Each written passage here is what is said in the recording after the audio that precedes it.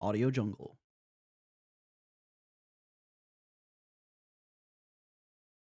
My entire game functions based on enum dictionaries. Sounds like you're doing it right.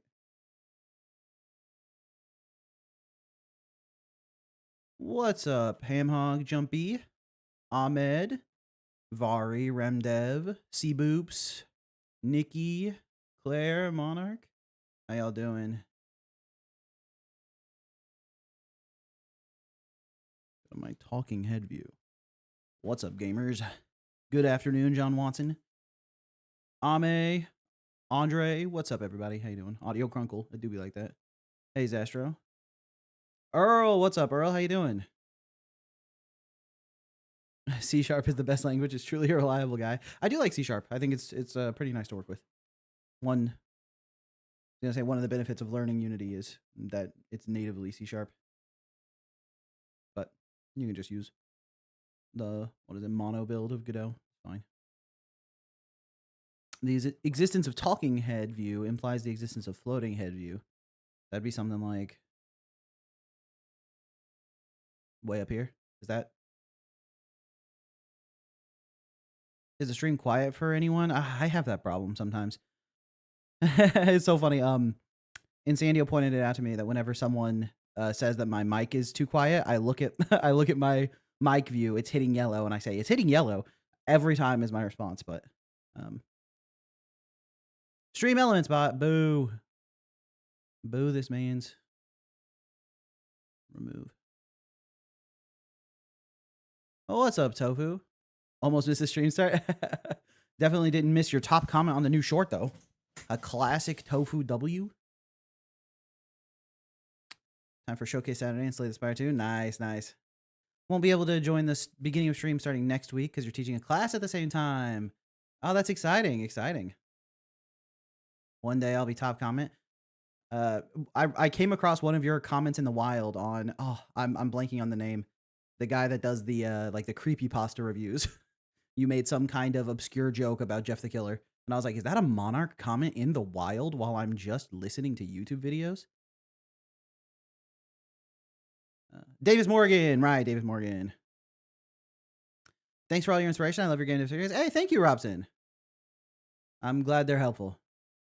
Just the Fledglings. You inspired me to create my first video game. I haven't put together a dev team. It's been 12 days. Hey, that's awesome. That's awesome. A fitting name, Just the Fledglings, for your beginning as a game dev journey. That's awesome. I'm here because of the game dev secrets as well. Hey, welcome in, Mycon. Hopefully that's how your name is pronounced. If not, feel free to let me know. Thanks again for playtesting Guinea Pig Gunner. I took the build to a GDC showcase here and got some similar feedback. The Steam demo was going to slap thanks to you. Hey, I'm glad it could be helpful. Yeah, I remember playing your game. It was a really good experience, but there was like so many things along the way that just lots of little, almost like nitpicks, you know? It's like, oh, you could change this slightly the whole time I was playing it. So I'm glad to hear that those nitpicks were helpful rather than frustrating. What up, nerds? Hey, Bubba in chat. How you doing, Bubba?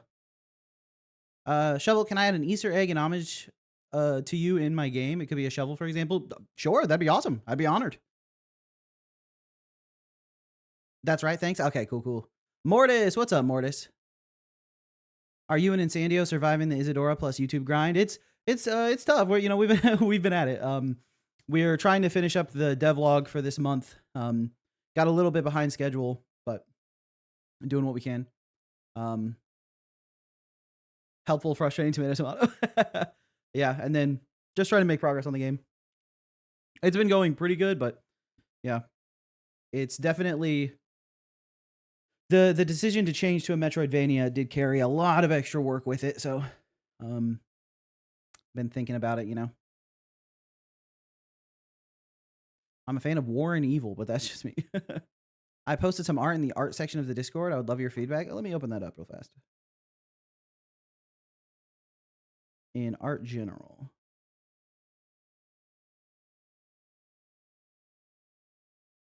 Tips of the Tavern. What's your name in Discord, Tips of the Tavern? Are you Distinguished Tomato?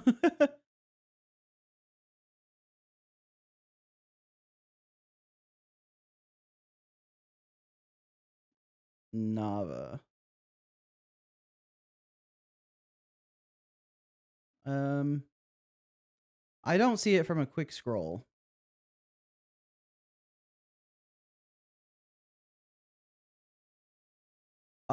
If you're gonna play mine that I submitted a while ago, will you mention me? Um, I'm not gonna reach out directly. Insandio was doing that in the past, but I think she's busy with video editing stuff right now, so it's likely that she is also not gonna be pinging people. She's been very swamped with trying to get everything done. So, how do we submit a game for Showcase Saturday? If you go to the Discord, there's a Showcase Saturday channel. It's in share your work. All right, let me reopen. Ah, oh, nice, nice. That's sick. Yeah. At first glance, I would say the sprite work is very large. Like it's a really large sprite. I can actually probably. Can I open this so everyone can see it?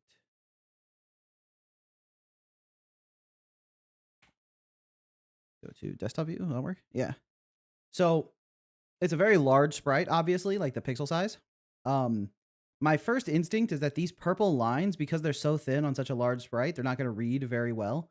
They're going to get a little bit lost in the noise, especially if he's not full, like even full screen, they're kind of getting a little bit lost in the noise. So I might try to make these a little bit more intentional, maybe less lines and make them thicker and add some detailing to them, right? So rather than having 4 lines come through the connect here, maybe just have like 2 really intentional ones that are much thicker in pixel width. Because especially if they're thicker in pixel width, you could give them the white outline to bring everything together. Let me speak more clearly. Additionally, one thing you could consider is doing like colored line art, because you have these white pixel borders around the character, but you could potentially shade those based on where they are, so that it doesn't feel like they're disconnected from the rest of his body. But that might also be like a stylistic choice. But those would be 2 things I would consider, especially the ones connecting to this heart as well. And then it's giving maniacal eldritch god. Yeah, yeah, right. I like the horn setup, and I like the way it's like almost like a broken mask falling apart. So I think mostly what I would suggest is like just some not optimization, polish in the details, mostly on these connector pieces. And then you could also, the armor is supposed to be very like cracked, right? This is almost like an exoskeleton type thing that's like cracked and pieces are coming out of it. But the pieces that aren't broken, like the pieces that aren't missing, are completely smooth, right? It's like you have this completely smooth shading here and here. It doesn't feel like there are any cracks or anything from the damage that was done. So that could be another thing to experiment with. Like you see like how this is pointed in where clearly this is like cracked apart. You could potentially have some cracks seeping in here, some cracks coming up through here, just to give the idea that it's not, completely smooth where it's been damaged. Additionally, the values on this inner piece right here, we're looking at the back of his shell. It's like this is the front of the shell right here, and then this is the back behind the heart. But the values of this are very similar to the values of the shaded part of the front of the shell. So you could push this even darker so that it's more obviously the back piece. Additionally, you have the issue that's like this piece hanging down. Is that supposed to be a cape, I think? To me, it read as torso, but then it doesn't make any sense to be the torso. Like it doesn't make physical sense to be the torso, considering you can see the back of the shell from it. So I think this must be a cape. So one thing you could do to make that clearer too is like clasp it. Like you put pieces up here that like come over the shoulder to make it clear that this is a cape down here. And I think that would also help a lot with the readability of this. But I think the overall idea for the character is very cool. It's giving FNAF for sure. Yeah, someone said also Hollow Knight style. It's sort of giving like Hollow Knight meets FNAF a bit. But yeah, I would probably make these like connectors a little bit thicker so that you can detail them a little bit more, a little more intentionality. Wear the weathering on his armor a little bit more, work on the values here, and then potentially add this. But I love the idea of this boss. That's what I would do if I was trying to polish up this sprite. Yeah. All right, let me hide that. Okay. I wasn't reading chat at all while I was looking at that, so I might be a little bit behind. Monarch got sniped. All right, seems like Monarch died while I was reacting to that. I was gonna ask if you or Insandio wanted to try to help with voice acting for the tank, but I decided against it because I think you guys are swamped already. So hang in there. If it's still open, just send me what you need me to say. I can record it really quickly. I don't know if Insandio wants to. That's something you'd have to ask her. But yeah, if you want to send me the lines, I can probably record it real quick. Recording's not that hard. Mr. Shovel, oh Mr. Shovel, we got some music through, and Claire and Azzy have verified it's real. Can you play it in the background while reading chat? Absolutely not, Vari. You've lost music privileges. Inbound Shovel, thoughts on Watermelon Monster? What's Watermelon Monster? Hold on, we're Googling.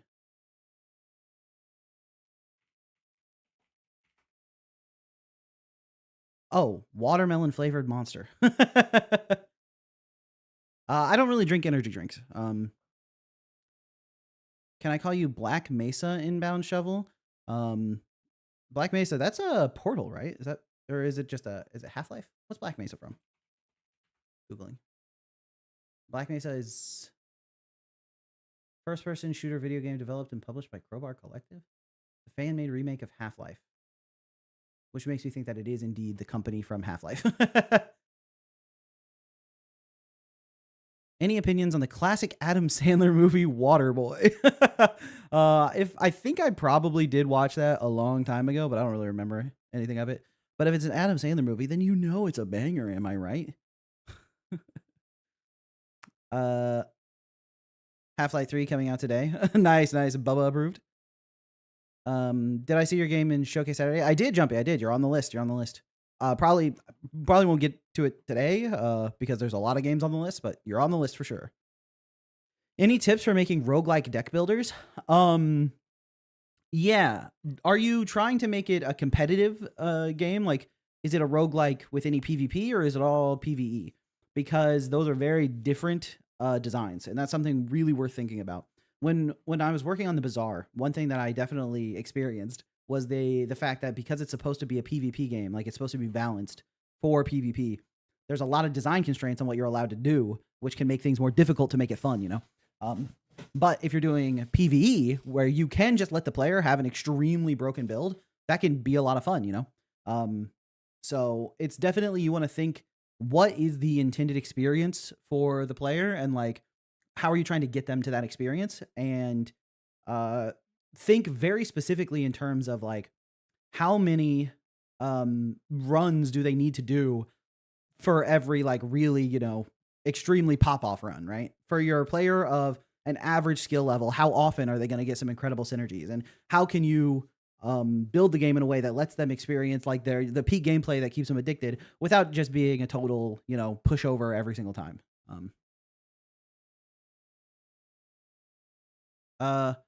A Shovel downloadable update. So yesterday I spent some time following all of Quentin's steps to get the VM like working and set up, and I was able to like launch games in the VM and play them, but they were pretty jittery. It wasn't any of the issues I was having before, but it's just like the frame rate felt a little bit off. So I might need to debug it a little bit further, but at least I was able to launch games in the VM now. Oh my God, speaking of stream, sorry, Inbound Shovel, it turns out I suck at recording videos. Oh, don't worry. Everyone, everyone sucks at recording videos at first. It's like, it's something that takes a lot of like practice before you can get even close to good at it. It's like, my first videos are terrible, and I still have a lot of qualms with the way I deliver stuff in my new videos, and I still have a lot of stuff to improve on as well. So it's just something that takes a lot of time and effort.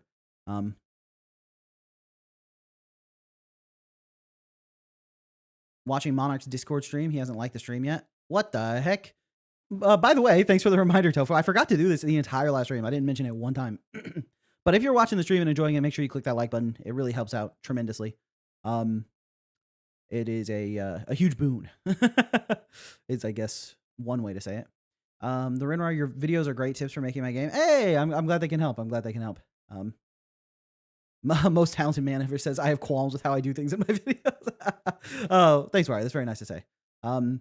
Yeah, me and Sandy were talking last night, and she was like, "You gotta," she was like, "You need to be less of a perfectionist." And I was like, "That's true." You know, I've been like the stuff I've been working on for Isadora recently. I've been like iterating on relentlessly just to get to a level that I'm happy with.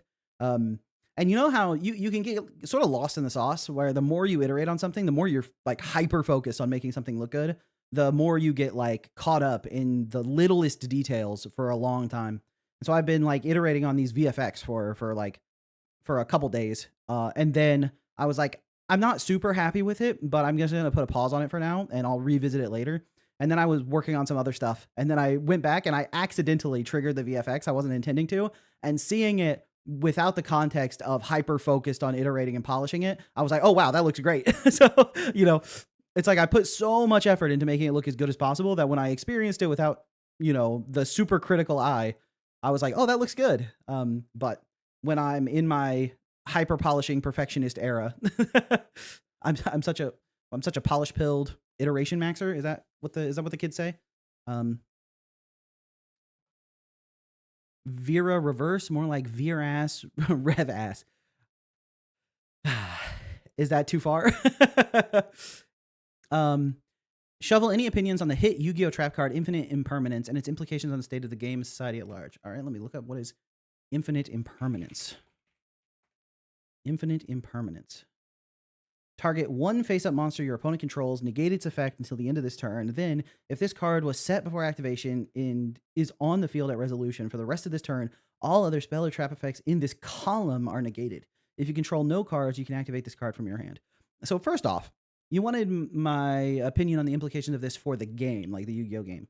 One thing I really find interesting is the fact that Yu-Gi-Oh has this idea of targeting that is different than what a player's intuitive understanding of what targeting is, right? If I say, if this card is targeted, then negate the effect that's targeting it, right? That statement feels very intuitive, right? If I play a card and I'm like, and this card's going to destroy your card, it's like, well, you just targeted me. But actually, the targeting mechanic in Yu-Gi-Oh specifically refers to cards that say they target. If it says pick one card on the field and destroy it, that's not targeting because it doesn't say it targets. That is extremely unintuitive.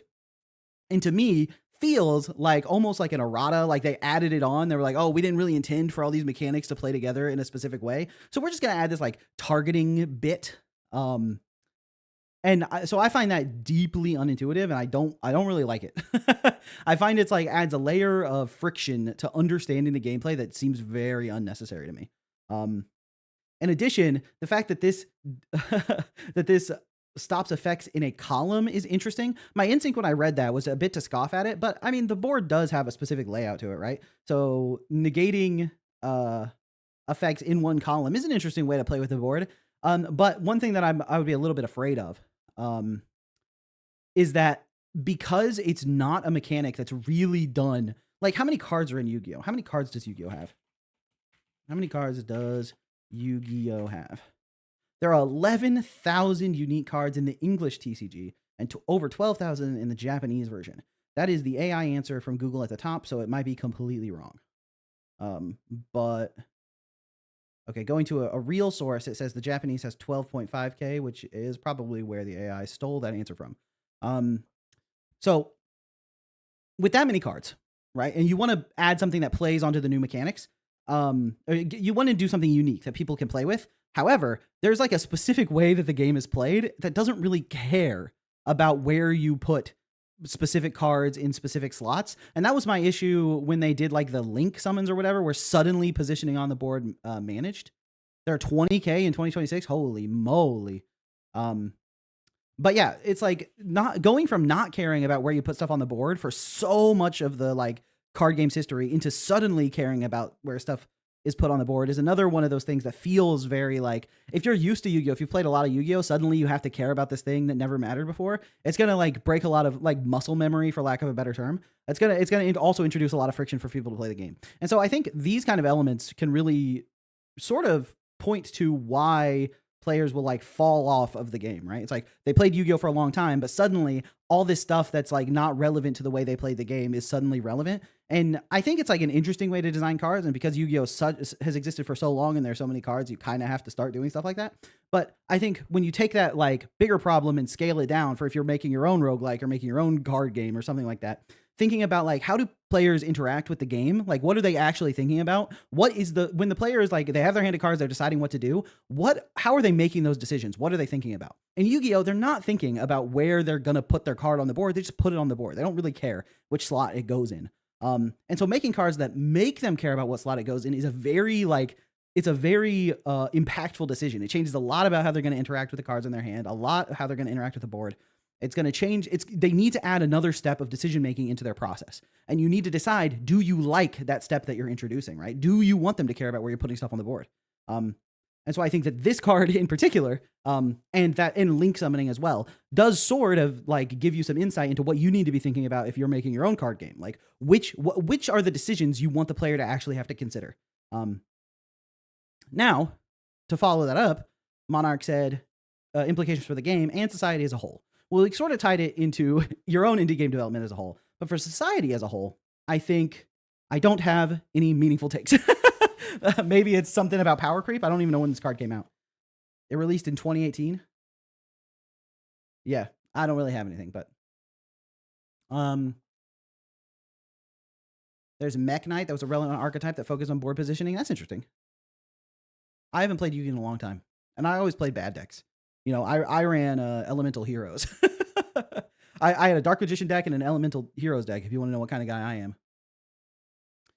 am. My major archetypes were I played a lot of Dark Magician deck, a lot of Elemental Heroes deck, and then I did zombies. I liked zombies. Mostly because Zombie Lord. I loved the Zombie Lord card.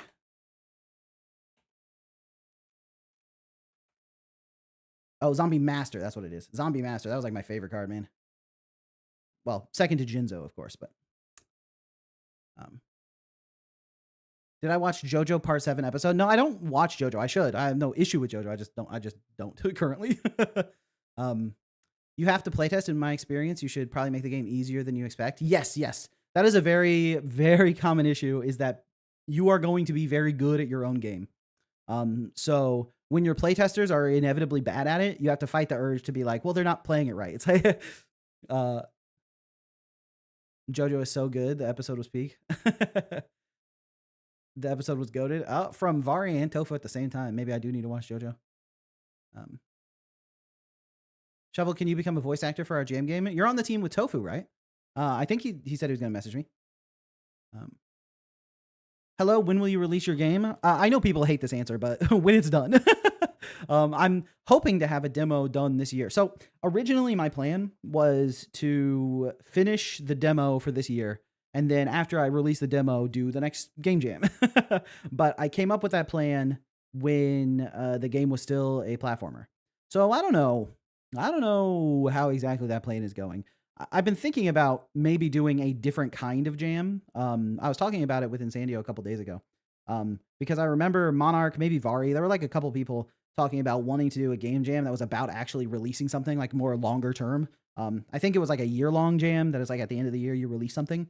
So I was considering even doing the next Shovel Jam as an entirely different format, you know, like the release your game Shovel Jam, something like that. So considering, because then I would join the jam, and for me it would be finishing the Isadora's demo. So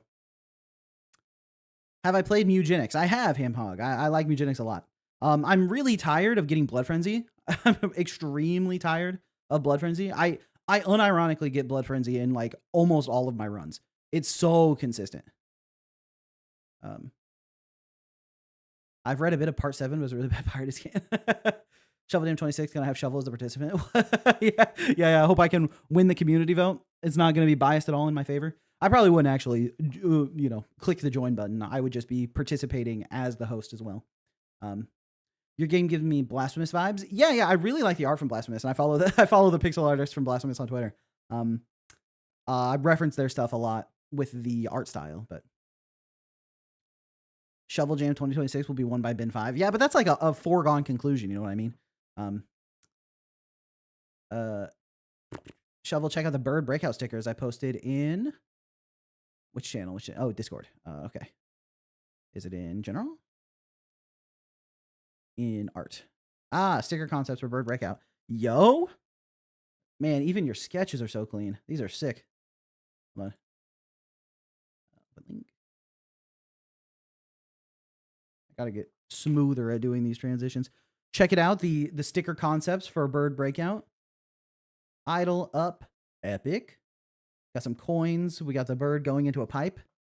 Check these out. These are sick. These aren't yours? Oh, they're your friends. Okay, well, your friend got some sick sketches. These are awesome. That's so real. I got Blood Frenzy on a Necromancer. Just kept spawning and killing its own leeches. Yeah. Dude, I actually, you know how when you go to the desert, the very first event, 3 runs in a row. I went to the desert 3 runs in a row. That first event gave me Blood Frenzy all 3 times. I was like, can I play the game normally, please? I'm so sick of dealing with my Blood Frenzy unit. And I was like, okay, I'm sick of that first event giving me Blood Frenzy. So I did a sewers run and, or a caves run, I guess you could say it. And in the sewers, the first event there gave me Blood Frenzy. I was like, can I move on, please?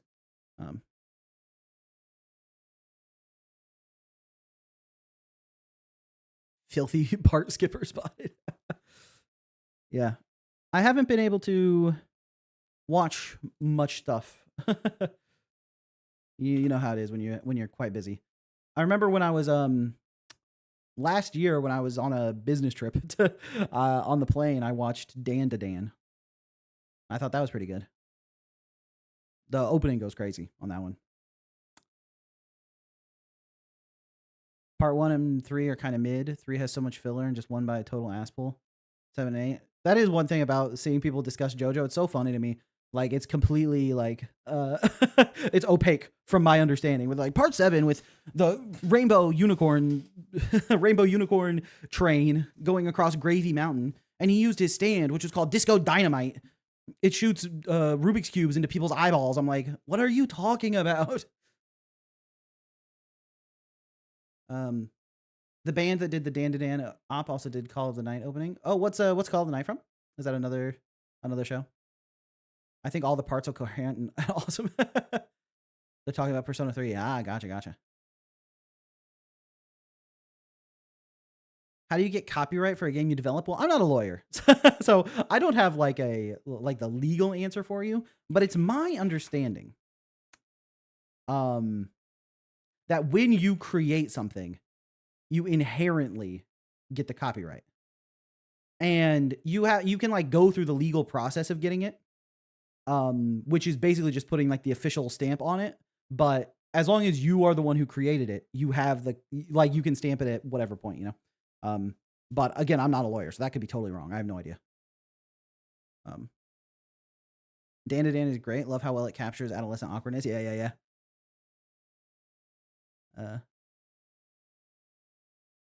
I'm about halfway into season 1 of Call of the Night. I like it so far. Nice.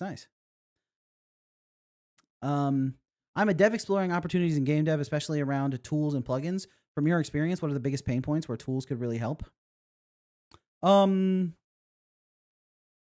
Good question. Offhand, it would be really nice to have some kind of like project management plugin into Godot so that I could like mark tasks off from the engine so I didn't have to jump around. That's like the first thing that comes to mind. But even then, that's like, I'm not sure how much I would actually even use that. Although if there was like a project management pane in Godot that I could click over to and organize my tasks and do it all from in there, that would be pretty sick. So, you get the copyright inherently at the time of creation. Yes, trademarks specifically need to be registered. I see. I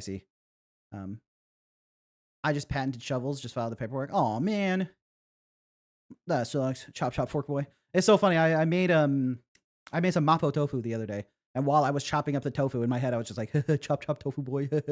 That's all I could think. Head empty, only tofu. It's called GitHub. GitHub there's a plugin for Godot for GitHub that also does project management. That'd be sick. I might go eat tofu. Of course, tofu is delicious. Delicious stuff. And also, Insandio really doesn't like ground meat. So for the mapo tofu, instead of using ground pork, I had like pork chops that I minced myself. And it's fun using those big like Chinese cleavers to mince the pork. I feel very strong. Very satisfying. So hype right now. First and only fight that Purple Haze is involved in. Love Man in the Mirror. That's what I mean. Y'all ever get a merge conflict and then it's in a tscene file for real? Yeah. Dude, trying to hand merge those like in the text themselves. Oh. I think I told you about this before directly, Monarch, but if you have a conflict in the tscene files, I really like to just duplicate my version in a scene file that's called like the name of the scene file _ merge all caps. And then I replace it with whatever is, in the repo. And then I just do the merge manually in Godot. I find that way easier to handle than actually needing to edit the file directly.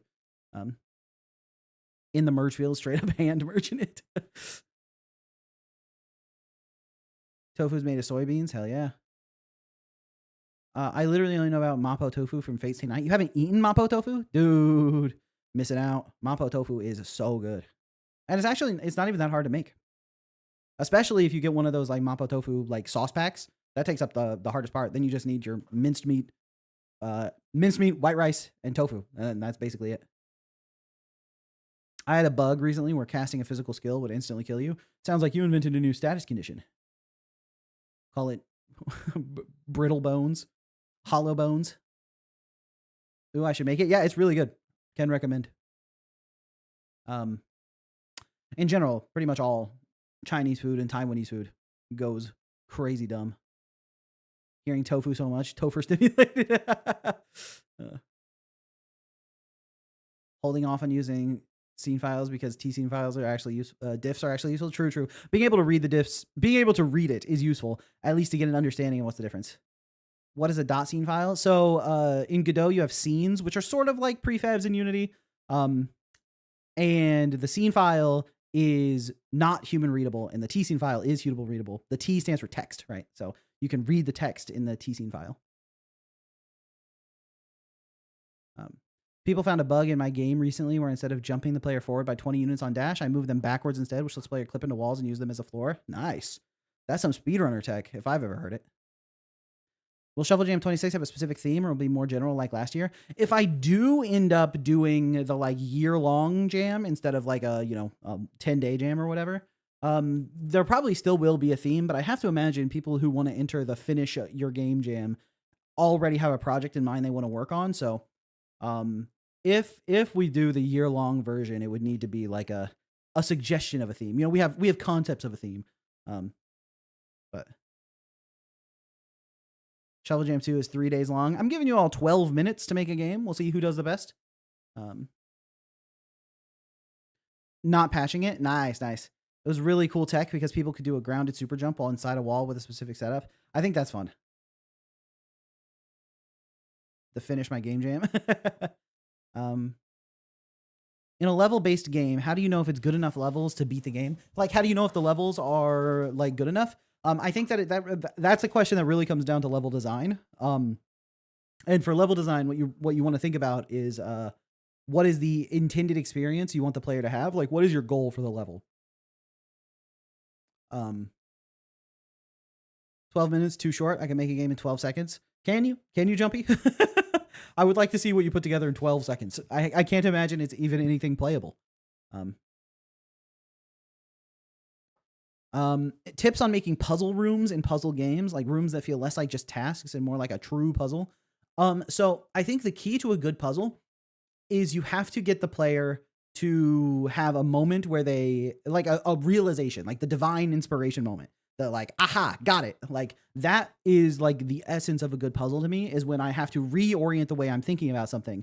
And that reorientation of my thought process is the fun of the puzzle, right? Realizing that the way I'm approaching it simply cannot work and I have missed something fundamental. So I think a big part of that is driving players' understanding and driving their expectations, like setting them up to think a specific way so that then you have to challenge it to do it another way, like red herrings, or leading them along a straightforward path that doesn't get them to the answer. So they need to rethink about the stuff they are just like making assumptions about, right? It's a lot about, it's almost like a magic trick in some ways, where it's like direct their attention to specific objects and make them think that the solution is simple. But then once they put all those pieces in the way, you have actually guided them to an incorrect answer and they need to rethink about the problem, right? So I'd say, if you're just getting started making puzzles and you want to like figure out what makes for a good puzzle, for one, you should go play Lizard's games, Lizard-like. Lizard Like had the top finishing spot in the Shuffle Jam.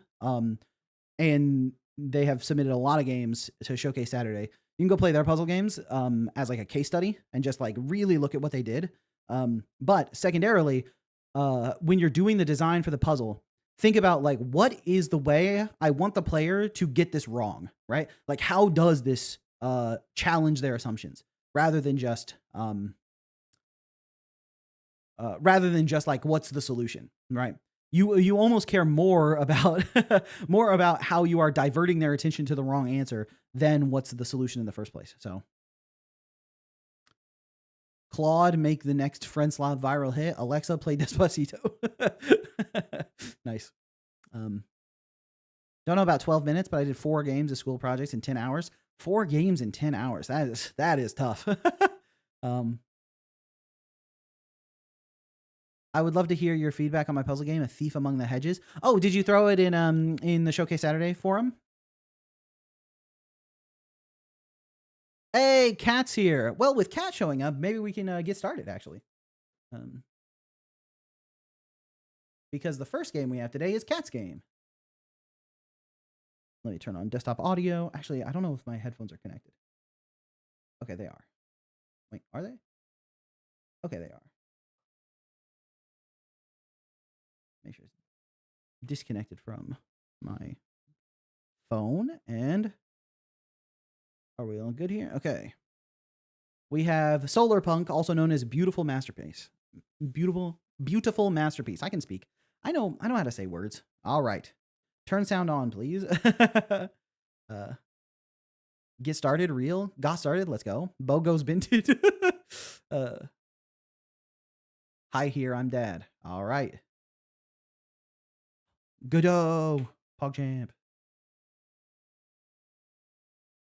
Hold click to start. This is here because sound wasn't lining up properly. Got it.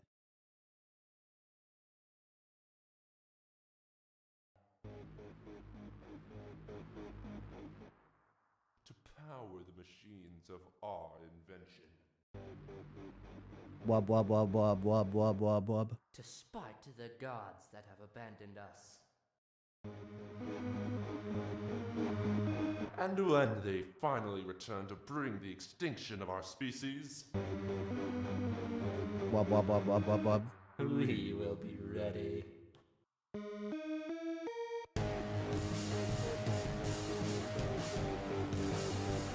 Holy smokes. What an introduction. Hey, we have not had time to make a proper tutorial, so instead I'm just gonna yap.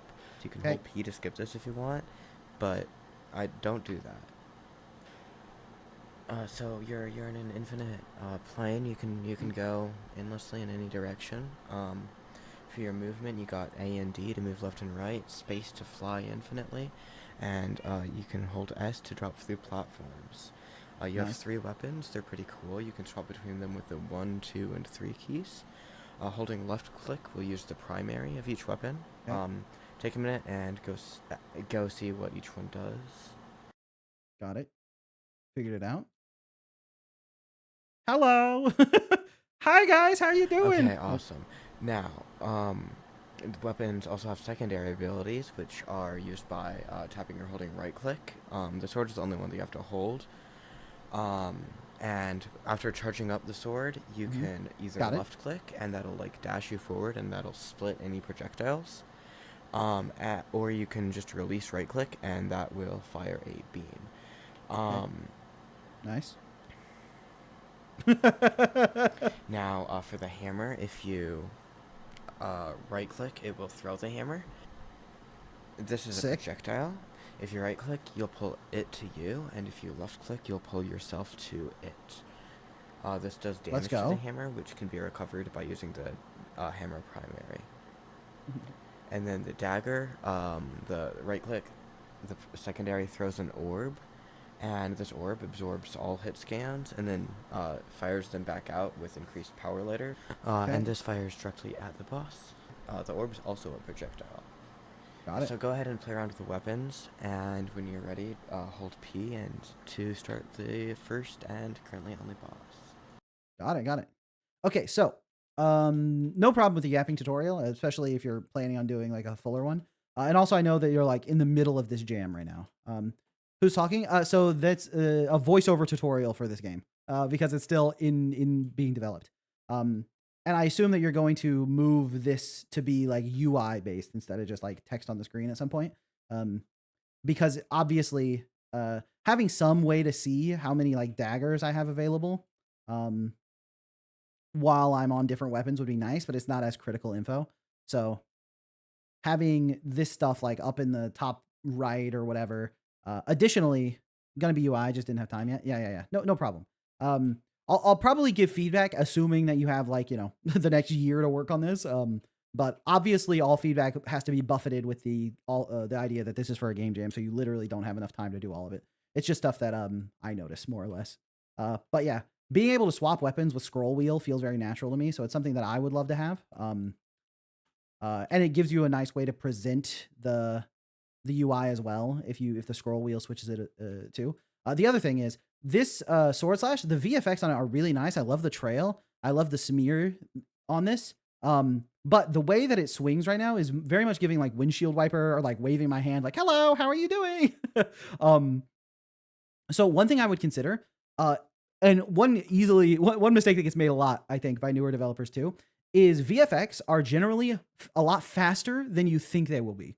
You can speed up a lot of your VFX by 2 or 3 times and see if it feels better than before. Now, sometimes you might already have it close to the right speed, so that's not going to work. But for this sword slash, I would consider speeding it up quite a lot, so the slash happens much faster, and then just having the same amount of time between slashes. So rather than like ding, ding, ding, ding, ding, ding, it'll be like really fast, a little bit more of a pause, really fast, be a little bit of a pause, right? That would give it way more of a like slash, slash, slash feeling instead of this like windshield wipery type thing. But that's just a slight polish detail. The other thing you could do is make the next slash come from a little bit further out. So that instead of bouncing back and forth, there is a little bit more of a slashing. YouTube giving me an ad in the middle of you giving me advice. Oh, unlucky. So that it has more of like a slashing feeling to it so that it's coming from further away. So it feels like 2 distinct slashes rather than like the bouncing back and forth. But I do love almost like the telekinetically controlling the weapons thing. This hammer, again, I like the idea of it. And this hammer is kind of doing what I was talking about with the sword, where it's like once it finishes, it like pulls back before it does the next swing. And there is a bit of a cooldown before it. And you can see that this is like bounce, bounce, bounce, bounce, where this feels more like swing, swing, swing. But still, you probably want the hammer swing to be even faster. Like this hammer could probably swing at like 150 or 200% of the speed and then just make the smear even longer, like exaggerate the smear even more. And I think that would give it a really like, swinging a strong weapon kind of feel. But yeah, those are the first things that come to mind. Also, I think your character is pixel art. So I think you're getting like some of the camera smoothing character vibration. In Godot, there are a lot of things that can cause this sort of like character vibration on movement. And it's not even getting picked up that well in OBS, it looks like. It seems like it might be doing that because of the frame rate of my monitor. But there's a setting for like GPU jitter fix in Godot that could be causing it, stuff like that. But yeah. The weapon probably feels like it does because it's pretty much the same as it is in Terraria. Terraria has very slow swinging weapons. I see. I think sometimes it's better to just have things happen instantly and then let there be some kind of visual effects that show the aftermath of things' movement. I see. Yeah. I think in general, I can agree with that. Sometimes you can go near instant and then use VFX to sell it. But I don't mind this sword actually moving in space with the smear. I just think I would probably move it a little bit faster. But I think it looks really nice. I think the reason those little bits of polishing details are standing out to me is primarily because of the fact that because I like the smear effect so much and I like the rest of the effects of it, that the little bits of polish are calling out to me, It's not actually a pixel art. I set it to the pixel art rendering mode for the shader to work. Gotcha. So it's for the shader. But yeah, I think it might not be getting captured in OBS right now, so you might not see the jitter on your side, but the character is vibrating very violently on my screen, which I think there's probably some settings in Godot that can fix that. But anyway, let's actually play the game. Oh. Bunk, bunk. Am I hitting him? I am.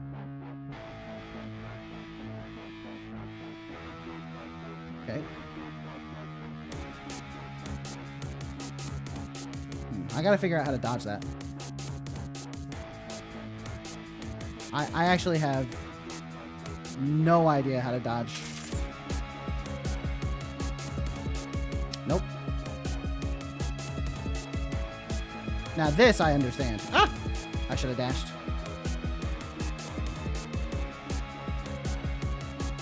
Love that attack. Okay. I should have gone to the side there. What's this attack?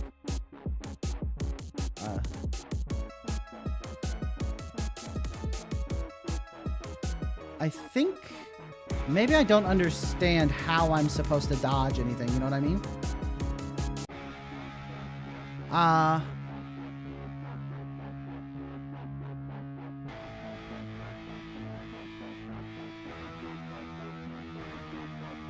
Whoop.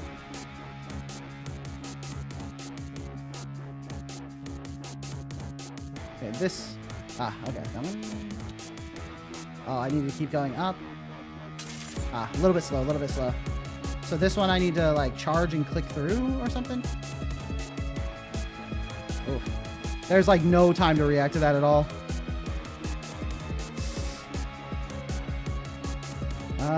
Okay.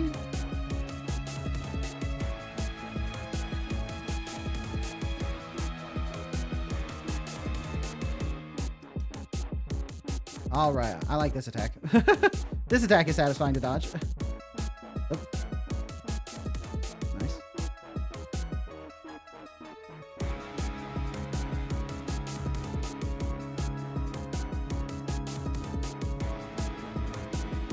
That didn't seem to work.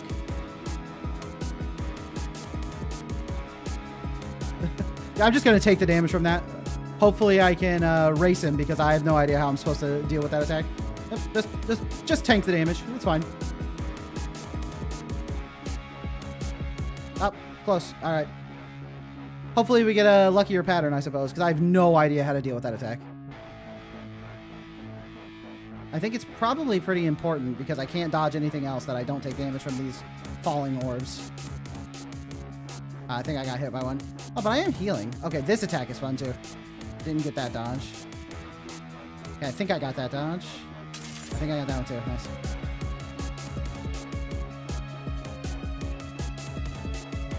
Just keep up the pressure because I can't dodge anything. Oh, all right, nice.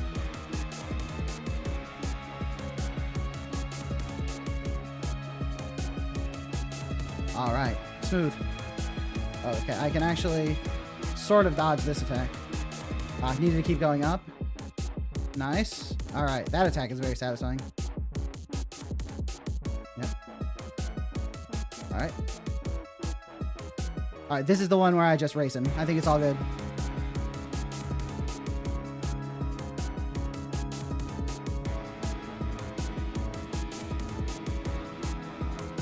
Weehaw! I seem to be winning the race. All right. Nice, nice, nice. Okay.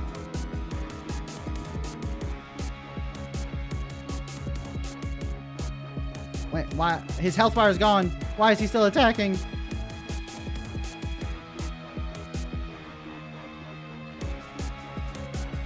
Mm-hmm.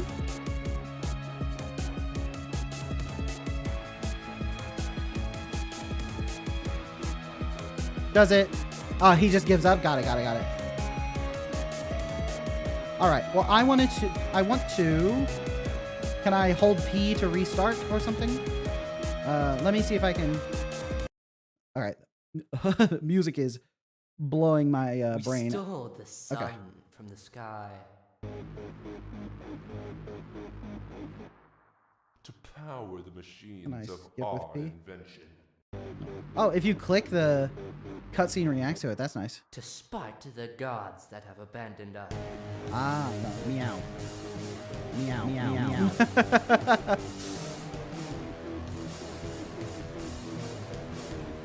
Okay. Hey, we have not had time to make a proper tutorial, so instead I'm... All right, let's try out the other weapons. See how they feel. So I like this. Just... a little bit slow. Feels like the damage isn't really Nice. Okay. Can I dodge like that? It doesn't feel like it.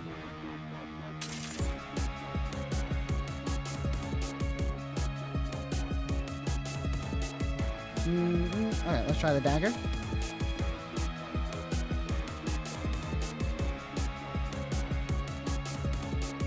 Okay, that worked for that attack. Huh.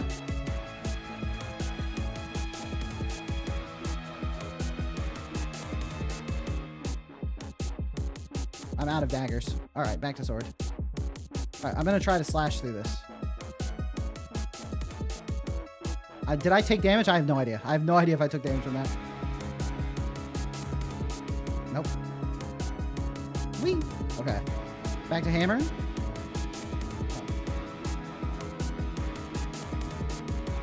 I think did I not have enough orb charges for that? Holy smokes. Okay.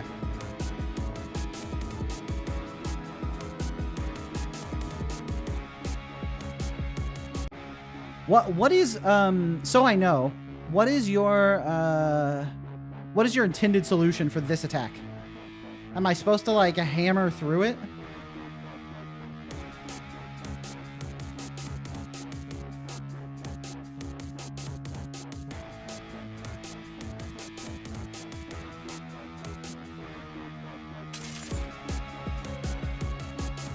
Let me get back to that attack. I don't even remember what this attack is. Oh, right, it's this one.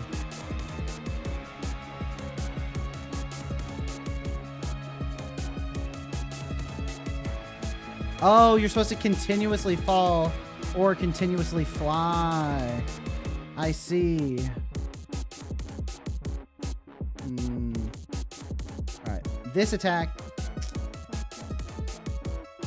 You can sort of fly away from it, I suppose.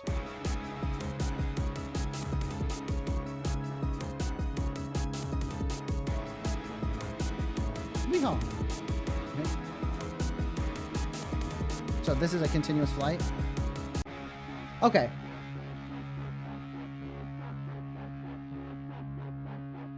I see.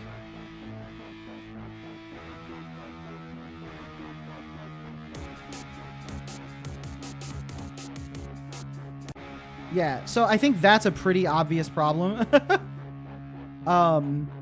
Yeah, it's like the intended solution is to do this, but if you're a little bit slow on it, instead you die. Now, I don't know if I even tried flying through it, but if I did, I think I might have noticed I was taking damage and been like, this isn't what I'm supposed to do. And because it's an attack that comes from directly ahead or directly below, your intention, like when something's coming from overhead, my idea is to like get out of the way of it.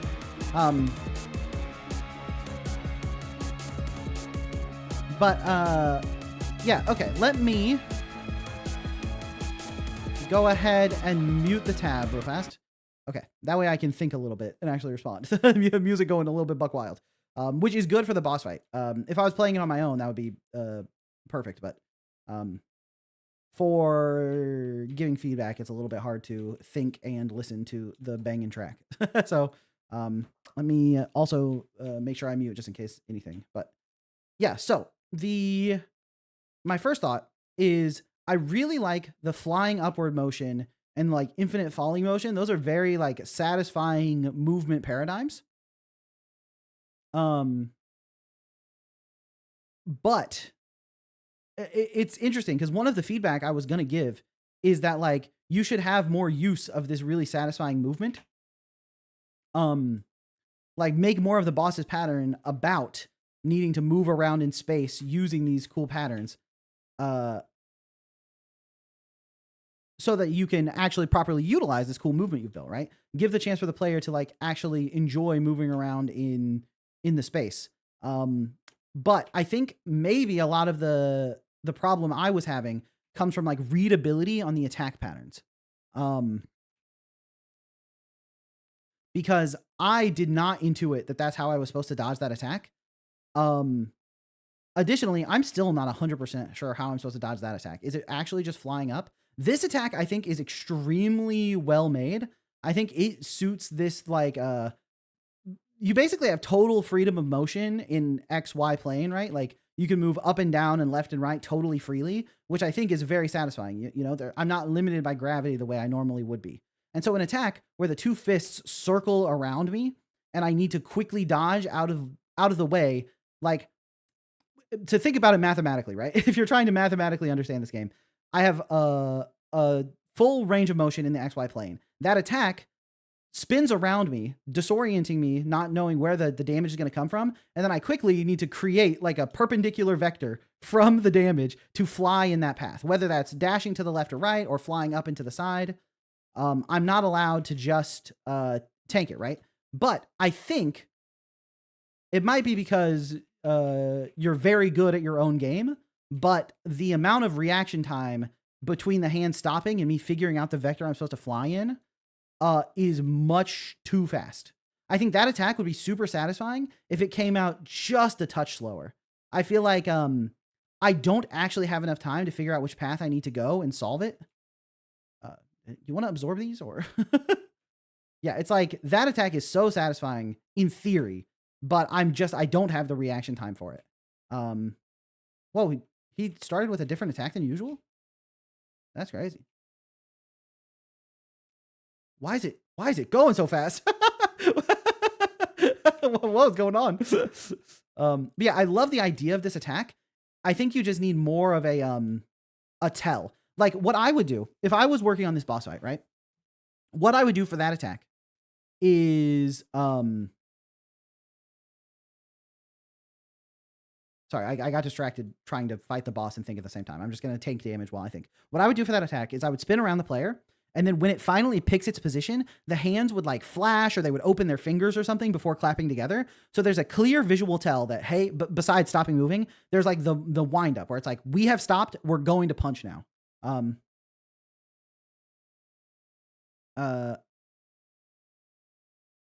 Thanks for the stream, Shovel. I'm going to get back to coding. Hey, good luck with coding your game.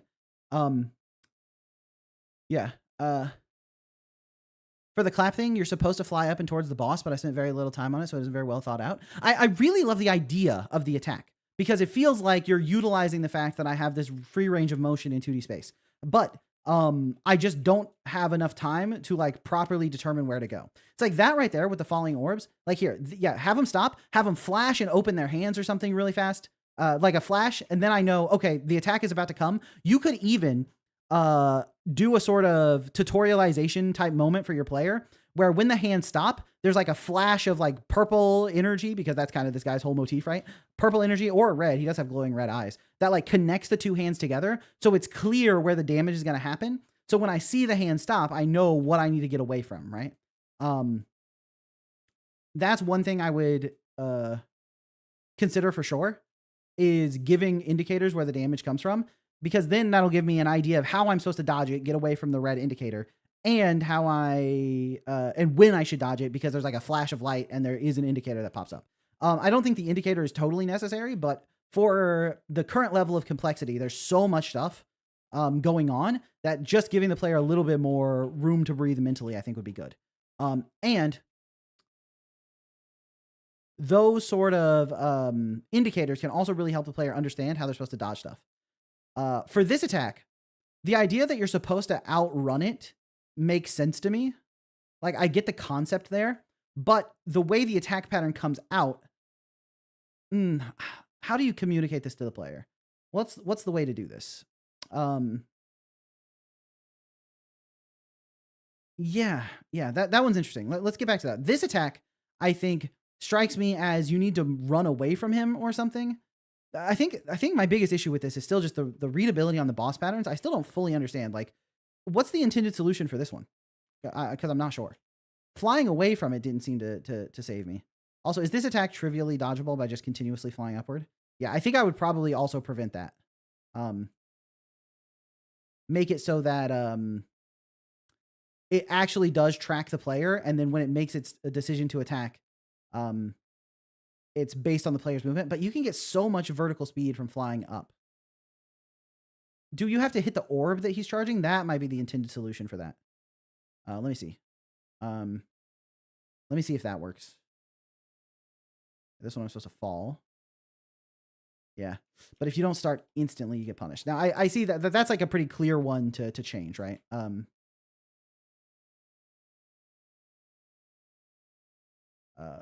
I think that's pretty obviously there aren't any invulnerability frames on the player. And so if you just get caught in the laser, you're kind of cooked. For this attack, can I just trivially fly upwards? Yeah, it feels like the pattern for dodging that one is to trivially fly upwards. Yeah, for this one, it almost feels like the best strategy for dealing with it is to just tank it for like as little time as possible, like to fly through it. You know? I almost think so. Can I destroy this orb? No. Does the ball velocity depend on the current player velocity when they spawn in? Are you Kabsimi? Yeah, I can see you yesing.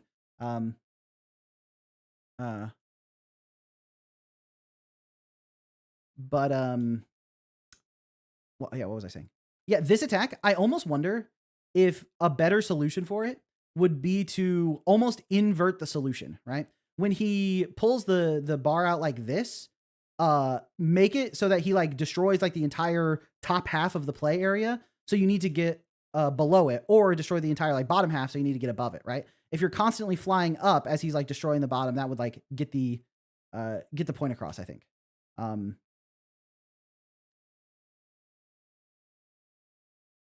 then this one, I feel like you should. Can I split the beam? I cut it in half. Does that help me? Did that make it worse? I feel like that made it worse. Well, no, I can actually dodge it when it's split in half. Oh yeah, I should do that. I think it's something that would make it satisfying. This attack, I love the idea of it. It feels cool how he comes to either side of you and like claps like and does the big damage and then shoots the orbs at you. But I'm trying to think of like how I would change that pattern if I was working on it. Yeah, I feel like this one, now that I know how to deal with it, it's like not too bad, but I think mostly it's a readability issue.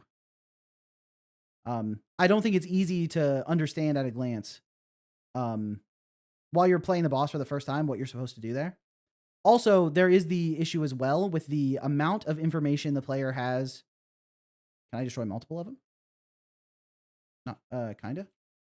Yeah, that one I might just make it like you destroy the orb like he's channeling it. And you could even make him like try to fly away from you as he's channeling it, so it's sort of like a chasing him down in the 2D space to destroy it before it starts shooting you. Yeah, this attack, I almost feel like you could do a sort of Sans Undertale type thing with this attack, where he actually locks onto a spot on the screen.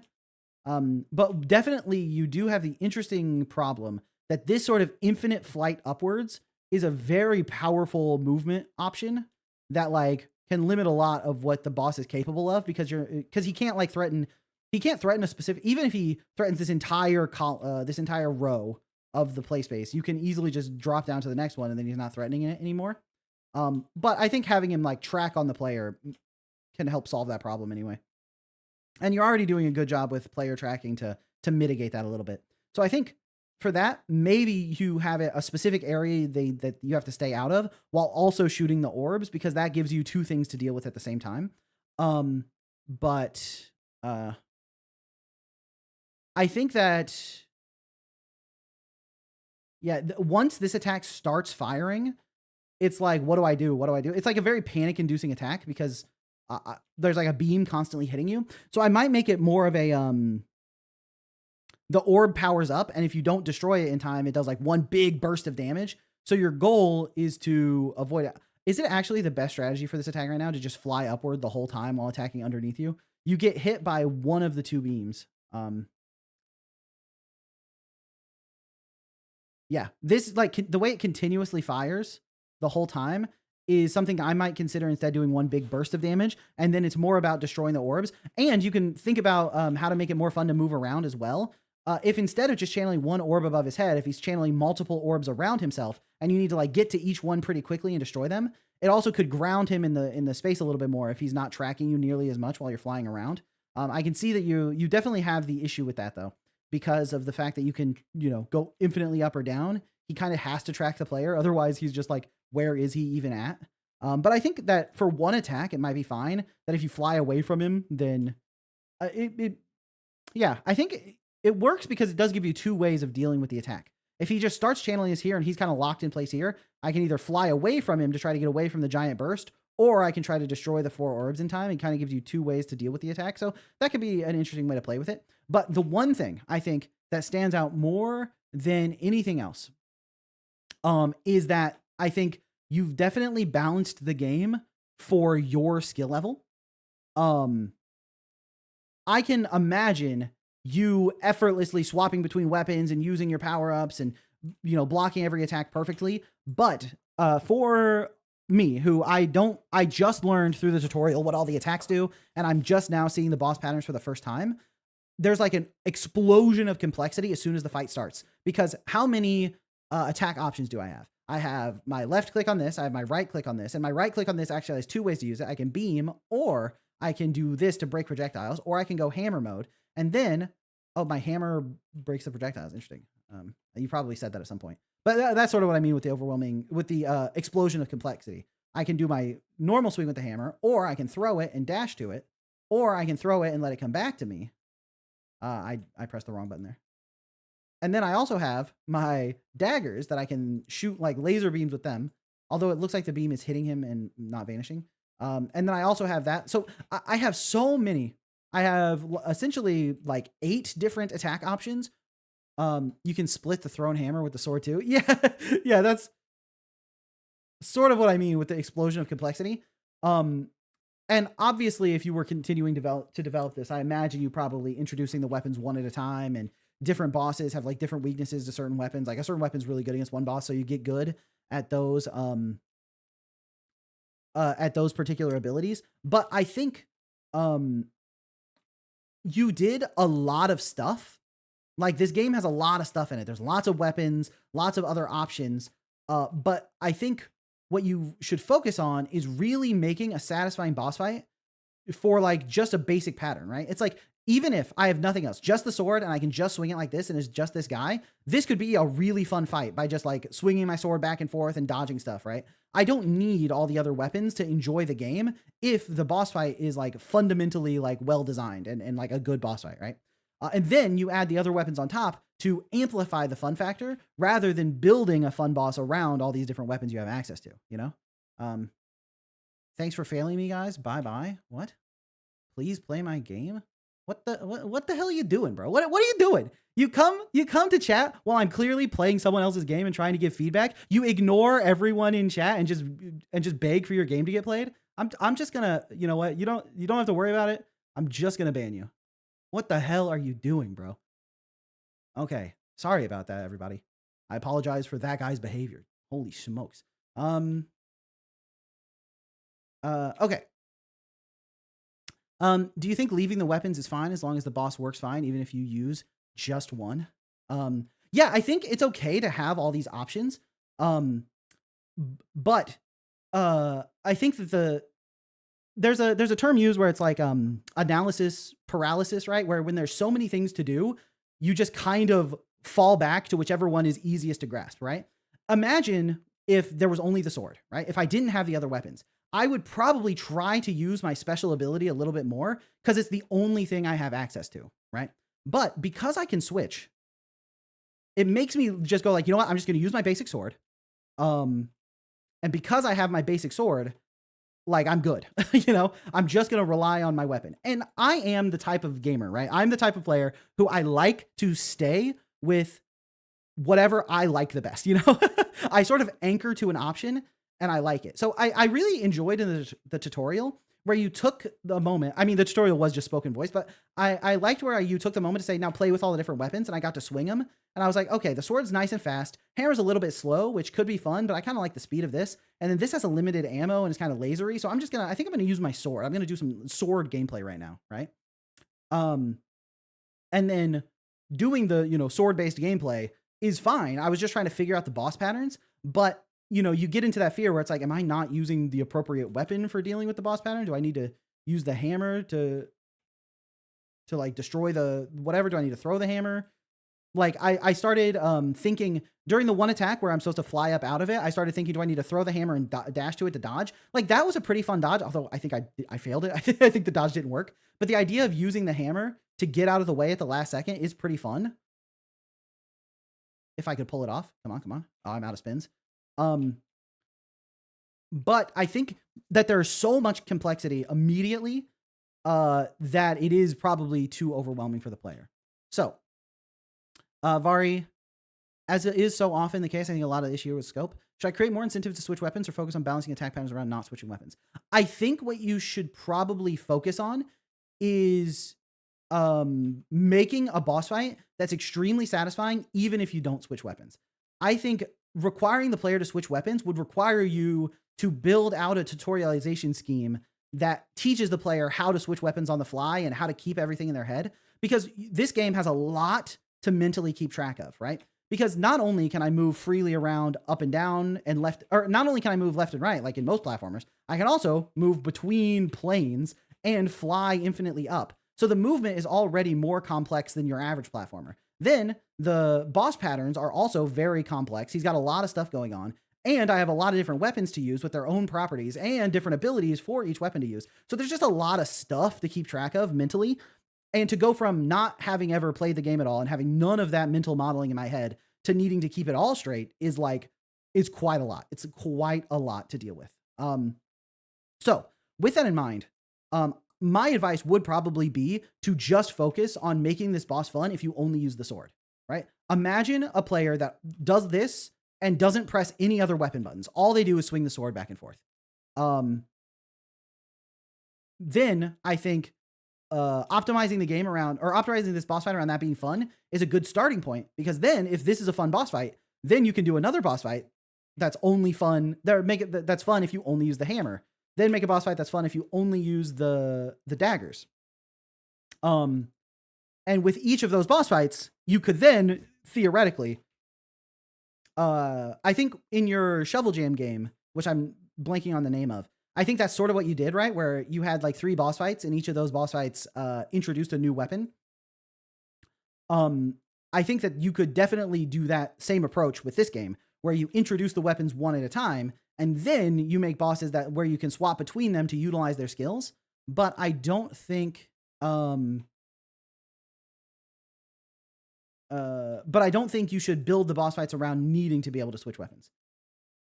It's funny that you think this attack needs nerfed. This is the one attack that I think is like the easiest to dodge out of all of them. You just like shuffle back and forth between the balls. And it's because that attack relies the most on traditional platformer understanding of movement, right? I don't need to fly. I don't need to use any of my other weapons. I just can move back and forth at the proper moments. And because I am good at traditional platformers, this attack is relatively easy to dodge when the balls move at the proper speed. It seems like there is a bug where sometimes the balls will fall much faster than they're supposed to. But outside of that, also you were very generous with the hitbox, which I think is a good call. Yeah, that's what I did for the Shovel Jam game. Yeah, I think that was a really good approach. And I think that this one is probably mostly an issue of time allotment to the scope. Because, you had to make all the weapons. So also making a boss for each weapon and all the boss patterns and all the boss effects, that's definitely a lot of work. But I think you have like a really good basis here. Like, Lusk said, you absolutely cooked. I think that's true. I think the reason that this is easy to give feedback on. Did I kill the boss while I was just like rambling? That's wild. I think the reason this is so easy to give feedback on is because you have something that's really, really strong.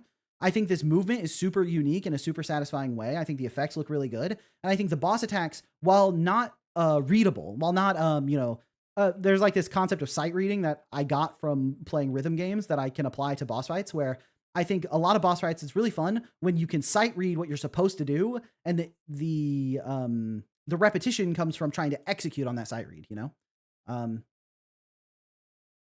I really want a full game of this. I think this combat style is awesome. Imagining just a boss rush where it's a bunch of really cool guys and I need to fight all these big, specters with all my weapons and flying around in space and different galaxies or whatever. Like this has like the purple effect. Imagining like a red boss with like red galaxy effects and all that stuff. And I'm just like my little spaceman killing all these, galaxy threatening monsters or whatever is really sick. But I think this game right now, this as the first boss is definitely too difficult to read the patterns, which makes it hard to understand what's going on. To be honest, I'm probably going to make a full game very similar to this.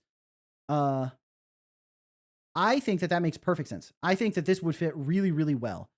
Oh my gosh. Okay. What's up? Okay. Thank you for 8 months. That's sick. That's sick. Can we get some +2s in chat for okay?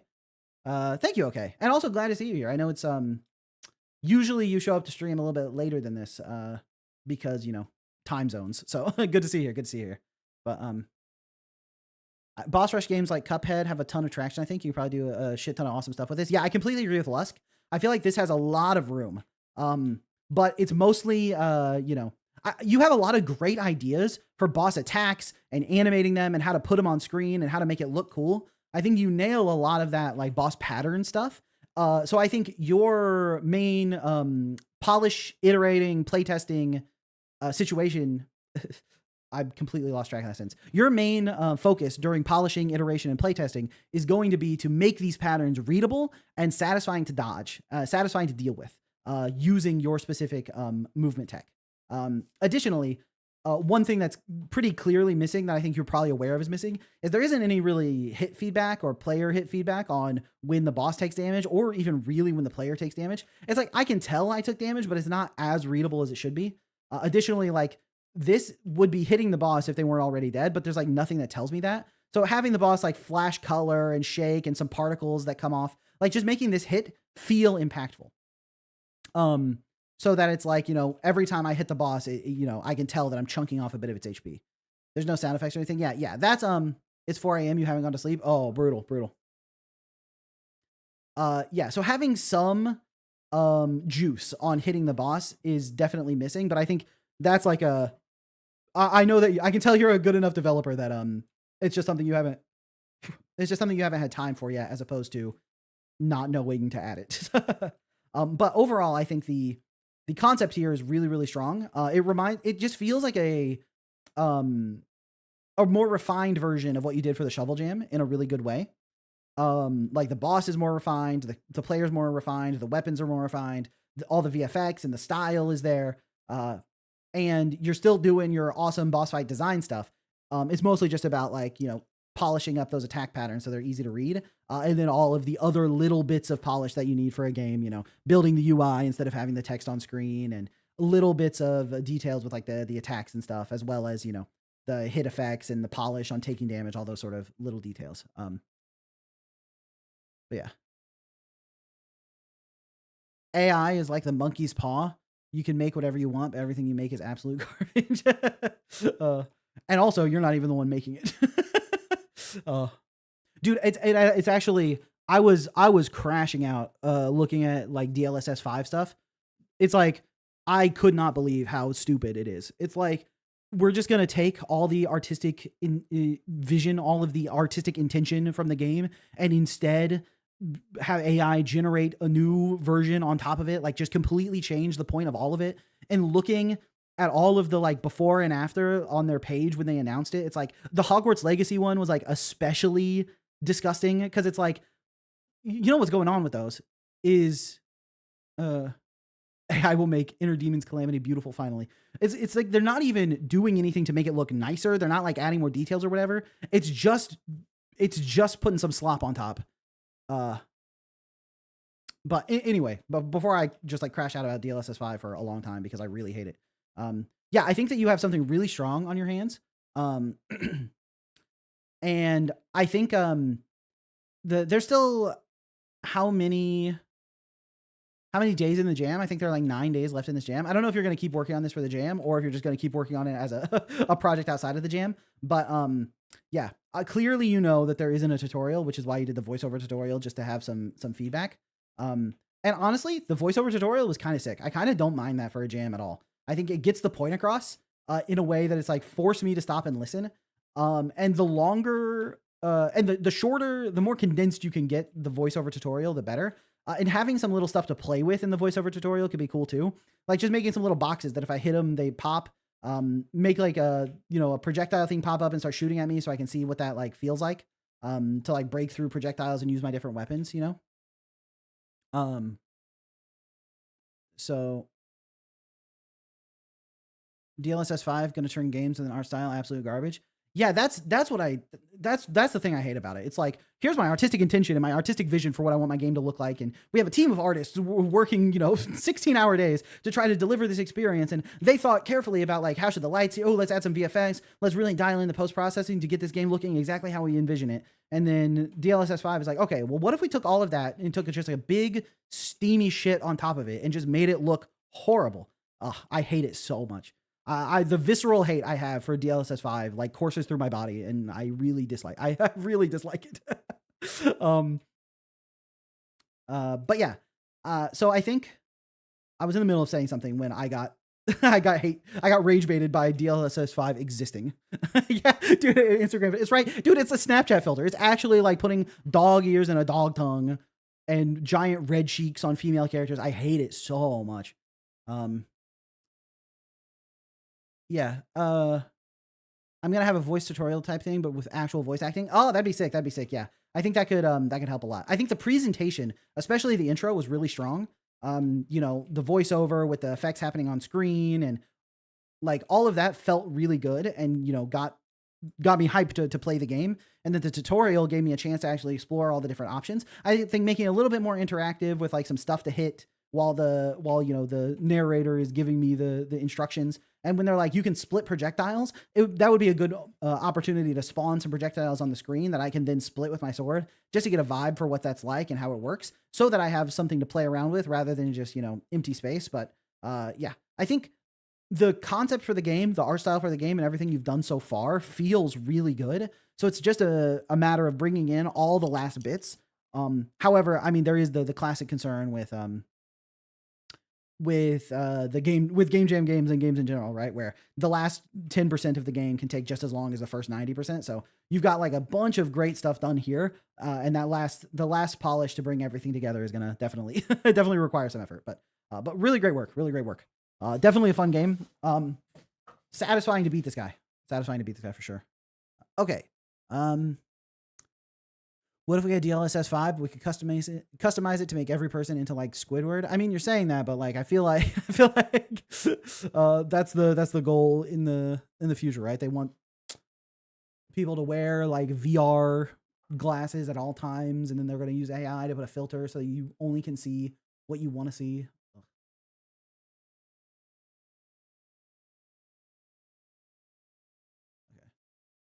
My PC specs, I have RAM. Really? In this economy?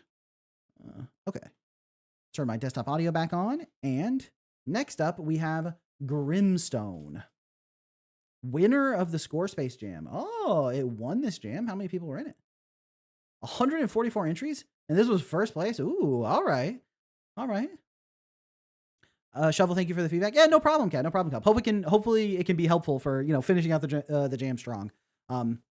I know getting actual like playtester feedback and people like playing your game and seeing the things they don't understand and struggle with is very, very valuable, especially for boss fight design, because if you know what the boss's patterns are, you're going to be able to fight them, right? So, hopefully me struggling with that boss will be useful to you. So, could I submit the final jam version to get feedback again? Yeah, totally. Once you have it all finished for the jam, and even if you continue working on it post jam, feel free to submit that too. But does anyone know of any other people who play in-dev games on stream? I'd like a variety of feedback. I don't know offhand, C-Boops. I haven't really seen anybody else. But if I get everything done on schedule, my game will be ready for next Showcase Saturday. Oh, looking forward to it. Okay. If you submit, it'll shoot right to the top of the list. I got my priorities. Congrats on the first place. Yeah, congrats on first place, Dino. And let's give this game a try. Made with Unity, nice. Join the official Discord server.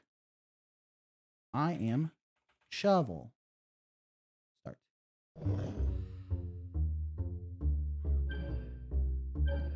Oh my gosh, dude, the little main character is so cute. Look at this little guy. Let me turn the volume down a little bit.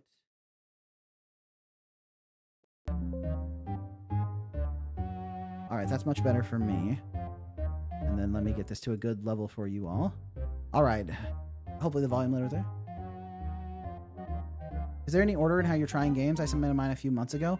Yeah, I'm trying to get to the games that were submitted a long time ago as well. I think this was submitted 2 or 3 months ago as well.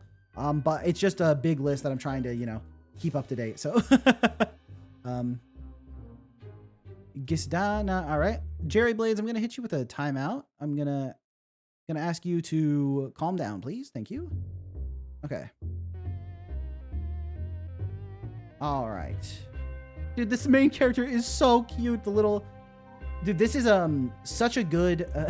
to immediately praise this game. This is such a good way to handle your character for a jam game. It's like... It's not that much animation to him. It's like, you know, the wobble on the hat and the little, like, wiggle back and forth and a little shake on the zipper or whatever. But it's, like, so much personality and it's so cute. And it works for any motion. Like, going up, going down, going right, going left. It's just the one animation, but it works in all directions, and it feels very cute. Like, this is such a good way to do the character for a jam game. Mr. Shovel got drawn in by too many shiny polished Steam games. I'm trying to balance it, so I do, like, a collection of, like, demos on Steam that are looking for advice before they go live, as well as people who are in dev on itch, and also beginner devs. It's like, I don't want it to get too overwhelmed by any one category, but, you know, it's hard to find the balance. Chat, is this stream also on Twitch or only on YouTube? Right now, it's only on YouTube, but I am working on... I'm considering doing a restream to Twitch as well, but... Okay. Click on this grave and I have 2 souls. I have 7 souls, I think. Click. Click on an empty square. Boom. I have summoned a skull. I'm at wave 1. The farmer. All right. Can I make another one? Defeat them all. This costs presumably 1. What does it do? Another tower. Oh, it's like a wall. Okay. I can upgrade this for 5. I have 5 souls. Nice. Okay, and he... Oh, it can also get diagonal fire once I get more souls. Right. Lure this guy over into my bones. Uh-oh. Nice. 2 souls for me. Before I upgrade this guy any further, I probably want... Okay. Let me cover more... Can I squeeze between these 2? No. Okay, so I've limited my own movement a little bit. I want to leave space between these towers so that I still have plenty of opportunity to move between them, I think. Right. But I can now sort of... Oh, also, if I upgrade him to be diagonal, I'm kind of cooking myself. Oh, can I buy you? All right, what do you do? Let's find out. Range up. Okay, not sure what you do yet. We'll figure it out. I really love the, like, upgrade hologram hovering above the tower type effect. Ah, I see, I see. I can get another one of these. Another one of these. Can I buy one of these guys yet? No. Okay. Cool.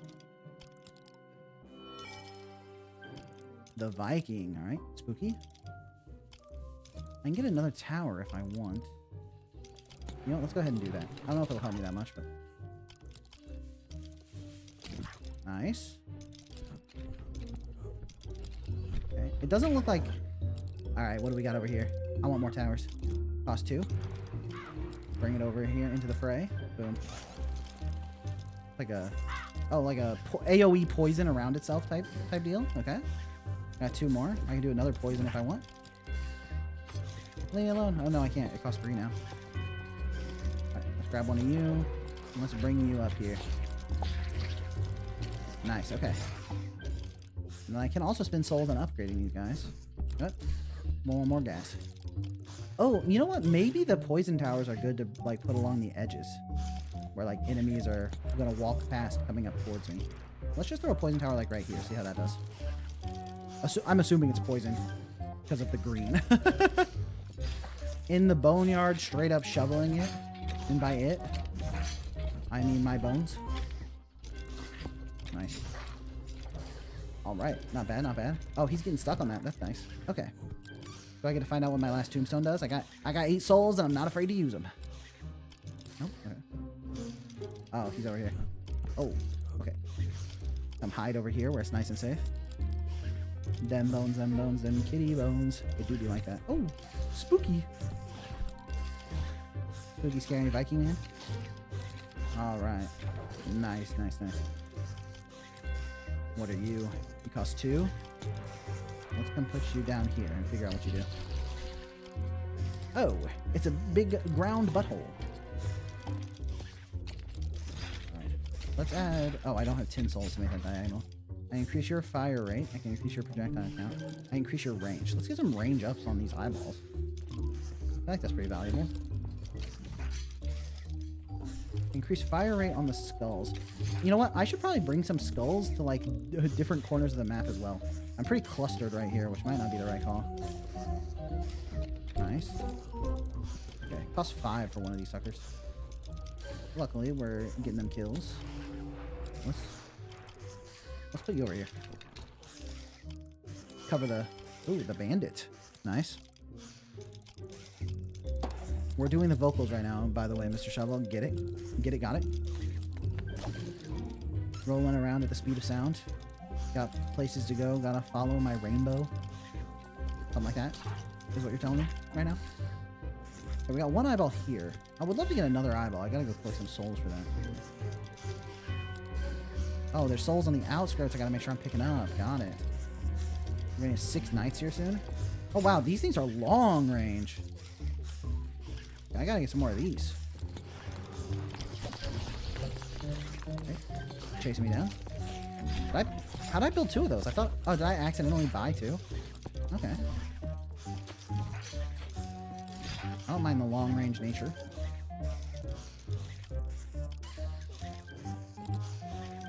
Let's grab another skull for over here by this tombstone. Just kind of spreading out my towers right now because I don't know what the proper strategy would be. Oh. Oh, I'm dead. 1 hit is death? Holy smokes. Okay, well, let's start again. That's a little bit disappointing that 1 hit is death. I assume that was my first hit. Okay. And then let's spread our towers out a little bit more. I don't know if that's actually the right call. Last time I was a little bit centralized, which felt pretty good, but...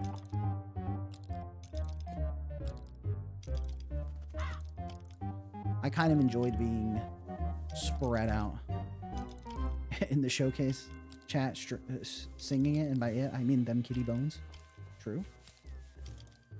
Nice, okay.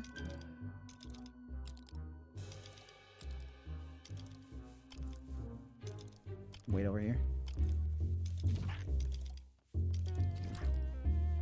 Nice, okay.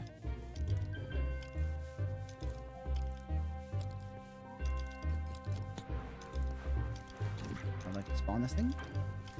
Leave me alone, Mr. Farmers. Thank you.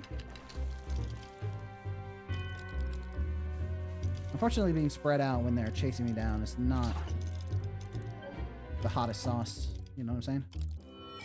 Okay, the lasers are really nice as well. Let's put some lasers around the perimeter as well. Nice, okay. Great.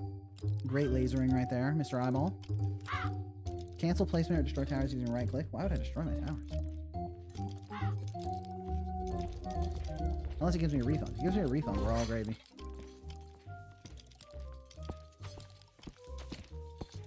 Hey, Mr. Bones, you want to hit these guys or in the clear? I feel like I want to create myself a zone of safety in the center here as best I can. I need another one of these. Working on my zone of safety here. Grab some souls.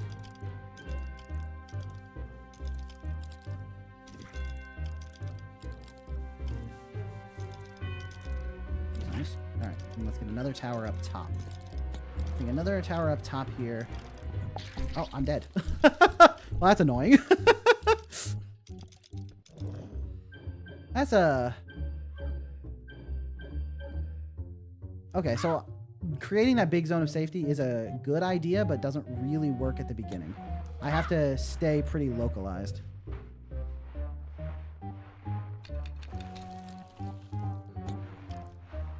Yeah, and then I want diagonal protection as well. So I think I basically just want to stay firmly locked into this spot right here.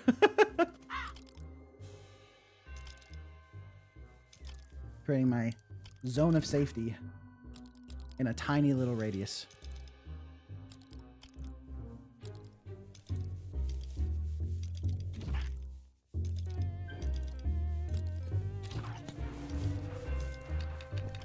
Oh, I made the same mistake with the... If these become diagonal, I can no longer... Huh. A little bit of an issue.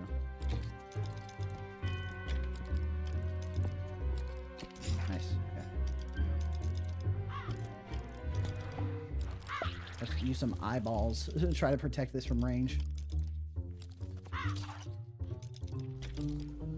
Run around in my little zone of protection here. Don't mind me.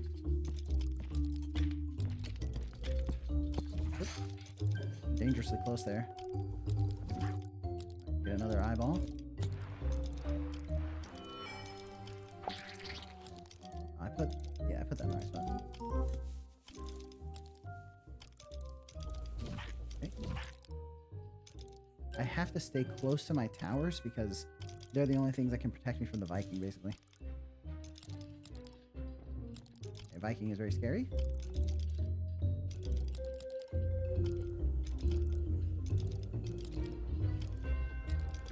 Nice, okay. Viking has been appropriately dealt with. Alright. We can upgrade towers if we want. They're so expensive. I don't really get that many souls. I want to create the diamond pattern of eyeballs if possible. Okay. I have enough for another one of those. Can I buy it from this far away? I can. That's nice. I want this like right here. I like that. We're getting some good defenses. I need 5 for another eyeball.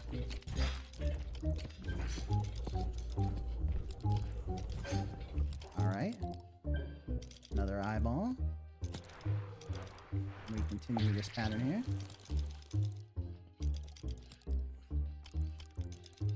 I hide in my fortress. Double Viking, kind of scary. Nice. Okay. Now we got some of these guys. Oh, I like the noses. Back to my zone of safety. Okay. Grab another nose. Put it up in this corner. Alright. Just want to make sure I don't accidentally block these skeletons, which I kind of did if I wanted them to become diagonal. So, that's fine.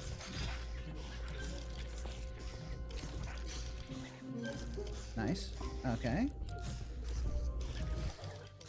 Alright. A little bit spooky, but not too bad. We're gonna corner up another nose here.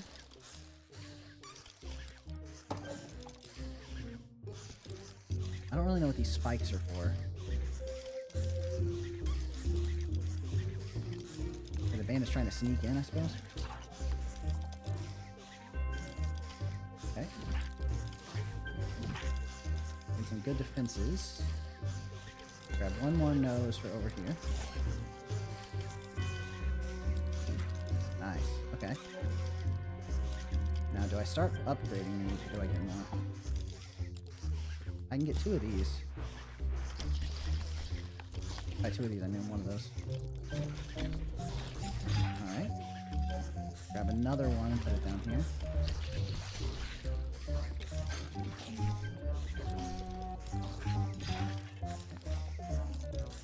Another one and put it up here.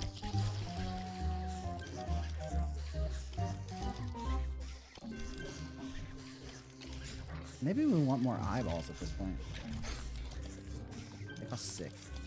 And eyeballs are really good, but they are also quite expensive.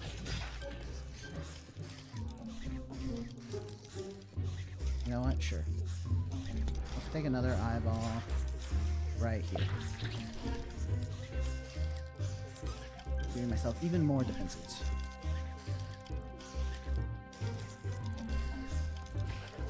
Alright, and a bunch of souls up here too.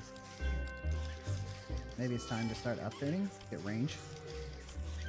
A little bit afraid of what the wizard's gonna do. Range and damage on these inner eyeballs.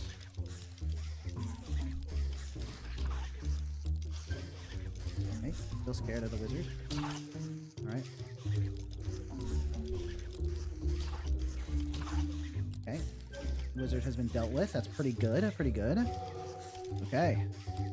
Got another eyeball upgrade. Doesn't seem bad. Okay. Uh-oh. Keep my distance from that wizard.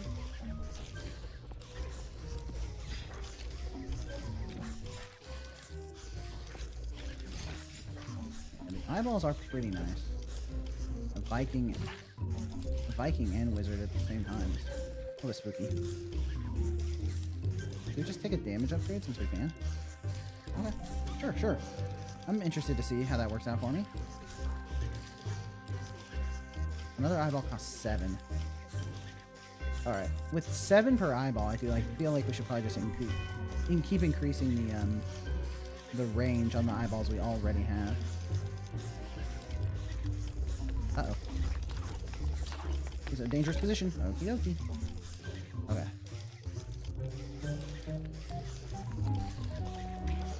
Yeah, we're a little bit off to the right, which could be bad if we get, you know, rushed from the right, because then we have to run to the left where we're completely undefended. So maybe we should expand out to the left a little bit here for more safety. I want more damage upgrades as well. Let me take range on this guy. Okay. Eyeballs help us focus down the big threats, which is good. I think we want damage on this eyeball. Actually, we still got pretty cheap towers elsewhere. Should probably get some of those here soon. I want to grab that soul pretty bad. Feels like a little bit dangerous. Oh. Nice, okay. Doing alright.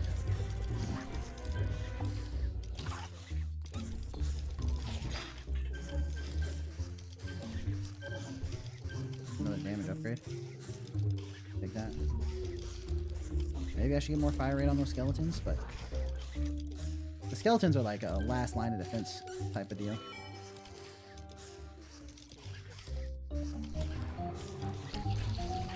I don't know if that's even where I should be putting those, like, long-range ones, but I don't 100% hate it. Do the pirates explode? Oh, the pirates have a lot of health. Oh, they have, like, a ton of armor before they, like, hop out of their barrel. I gotta watch out for that. That's okay. The eyeballs are fully upgraded, it looks like. I need one more soul to get damage on that one, and then maybe start buying more towers.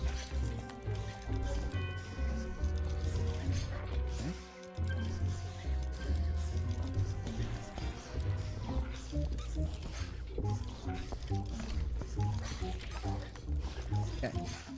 Not doing too bad. So many things to, like, watch on screen at the same time. I should probably be thinking of, like, a plan for what I want to do next. I think some more general damage would be good.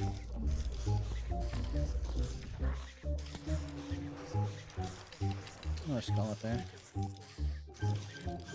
Did I miss out on a soul down there? I think it's possible. Okay.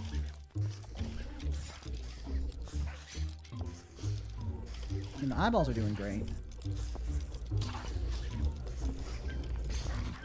Keeping me safe. I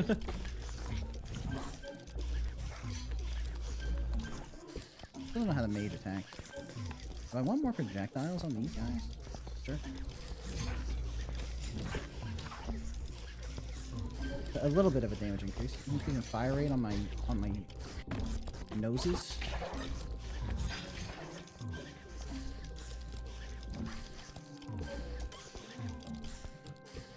Okay. I don't know how much work those noses are actually doing, but I don't hate it. Okay. Nice. 5 more. Can't afford any new towers. Take a fire rate upgrade on this guy. How good is that, actually?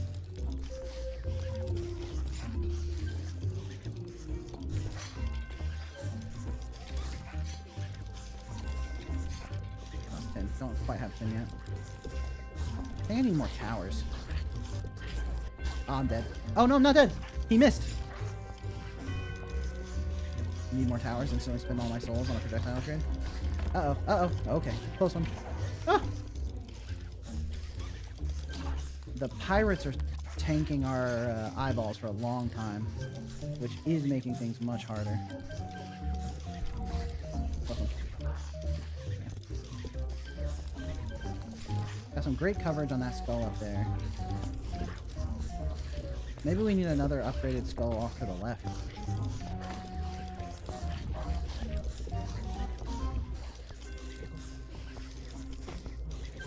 This inner line of skulls is not doing me that much good. No! I think I got caught on my own eyeball there. I really... Oh, whose birthday is it? Guys, everyone wish Kenneth a happy birthday. Oh, it's my birthday. Let's go. Happy birthday, me. Spamming my own buttons in chat. Let's go. I just now realized that the noses have a big attack radius, but I couldn't see it because it blends in with the ground. Yeah, I think, the noses... Oh, right. I didn't realize they're hitting like a 3x3 square like that. And the... Oh, and the other noses are even bigger. All right. I think we give it one more try. I'm a little bit sick of the Vikings, though. They're like jump attack. It's so annoying. Okay. Now, last time I kind of went off to the left here because I wasn't thinking too much. The skulls are really good on the outskirts because they cover a lot of range, right? Yeah, so I think we want the skulls like as a first line of defense. Now, that's a little bit dangerous. Primarily because of the fact that I have to stay alive dodging around with these two skulls super far away from each other. But I think that's just a risk we gotta take, huh? We can get an eyeball early. An eyeball should be a little bit more internal so I can like dodge around with the eyeballs protecting me. I think this will end up with a much better zone of protection. Right, okay. Eyeballs internally. Let's do... Yeah, let's create like around in a square like this. Yeah, there we go. I like that. How much are these? Okay, 4 for another one of those, 4 for another one of those. I think we go for 4 eyeballs in the center as like one of our big priorities because the eyeballs are... Now, the danger here is the Vikings can just jump and end us because we don't have too much maneuverability. But we need 5. We need 4 for one of these. Oh no. Okay. Vikings could cook us here because we don't got much room to dodge. But luckily we do have 3 eyeballs, which could get us there. Okay, we need the eyeballs to take out these farmers so I can buy one more eyeball will help us tremendously, I think, with dodging around this Viking. Could be wrong about that, but... Nice. Okay. Now we want some noses as well. The noses have that 3x3 range that's really nice. And they get even larger, too. I think we want the noses kind of on the corners here. Sort of like this, maybe? Like diagonally away from... If we keep the noses diagonally away from the tombstones, I think that should give us the protection we're looking for. Soul down here, come grab it. These are 4 for one of these. And I've been putting them like that, I think. Uh-oh. Alright, not bad.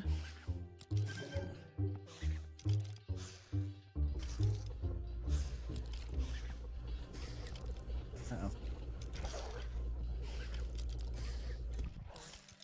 If we stay on the opposite side of the Vikings, we should be fine. Because they have to move through our zone of eyes.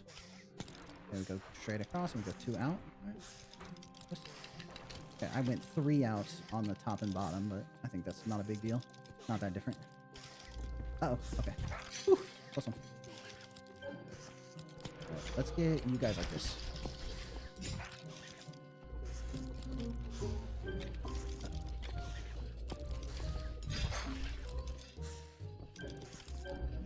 Okay. Ah! Scary.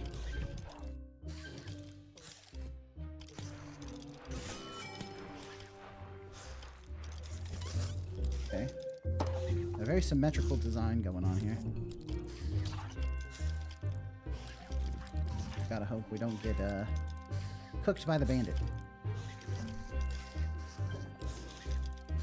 Trying to grab souls while I can.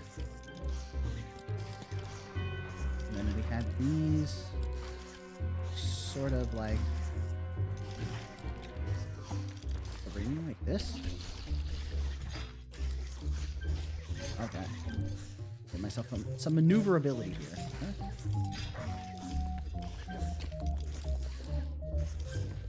Is it time to start upgrading the towers?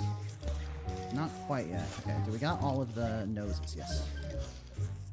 Got all our eyeballs in here. Okay. We can get more of these projectile spawners like this. Our damage is very spread out, which should help us in the long run, I think. These are very cheap upgrades.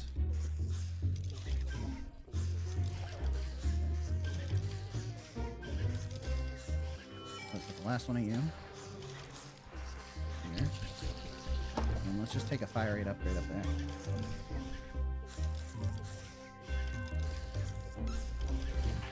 As soon as we get another soul, we can do another fire rate. I want to do range on these eyeballs soon. Nice. And then do our final fire rate upgrade down here. They're just so cheap. Makes it pretty appealing.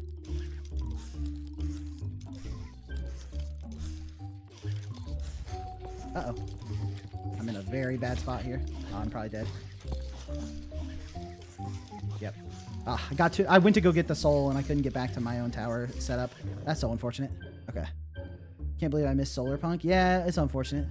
It's my 352nd birthday and my 83rd birthday.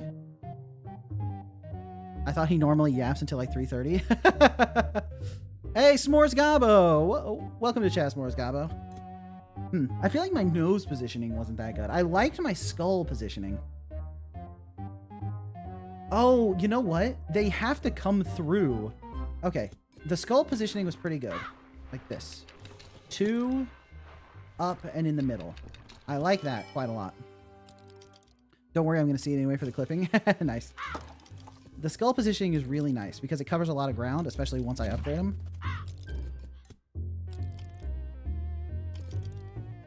But the nose positioning should be blocking the entryway.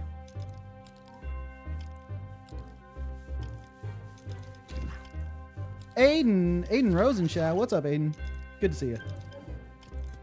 All right. Give me my skull down here. 2 out in the middle. 2 out in the middle. Grab an eyeball. Put it right here. We've got our zones controlled. Really nice. The eyeballs are definitely like the emergency. Let me make sure I'm like collecting the souls properly. Uh-oh. Get away from me! Okay. Nice. Give me one of these. Get up here. I think these, also the range on the eyeballs, they're very good for keeping me protected, but I think maybe I put them too close here. I just wanted to be able to like maneuver around them. They're already too close again. Something to keep in mind for next time.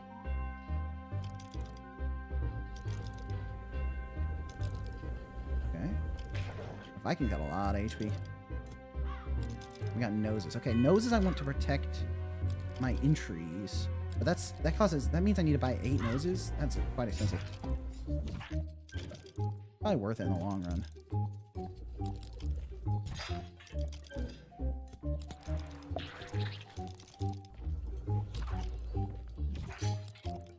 also need one more skeleton head over there. Yeah. Okay. 5.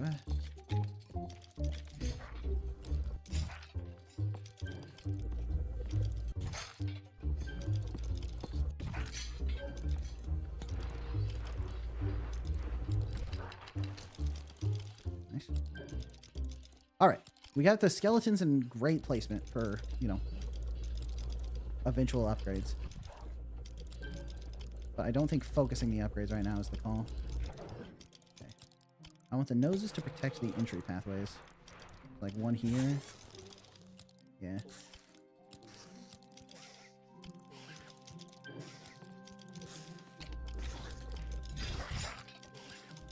A lot of noses to purchase, but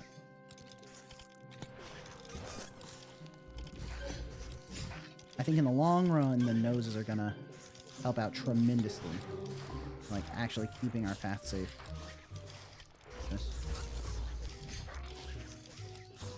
because of the slow, if nothing else.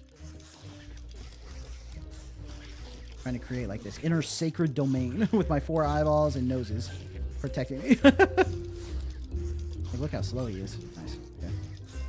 5 for the next nose.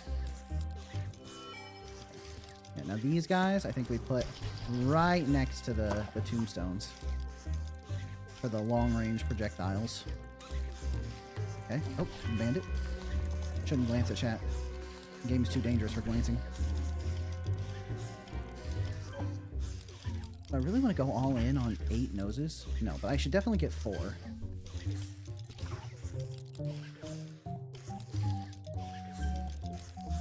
I wonder if the strategy now is actually to start upgrading these skeleton heads, maybe.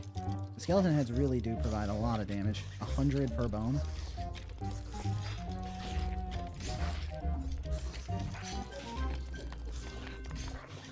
Nice, okay. Let's make some really great skeleton protectors. Okay, let's bring you down here. Nice, okay. I think having these showers are cheap. The towers are cheap, so while they're still cheap, buying them makes a lot of sense. There we go.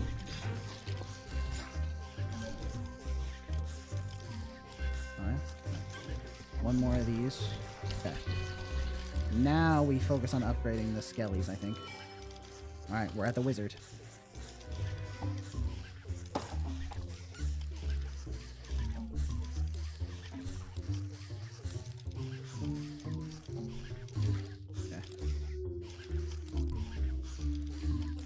Okay. Nice. We didn't die. Take that as a win. Hunting down souls, which can be dangerous. And the souls are flickering out. Ah. I'm losing out on my income by the souls being too far away. I guess that is the issue with this, like, long-range defense. Huh. Nice, okay.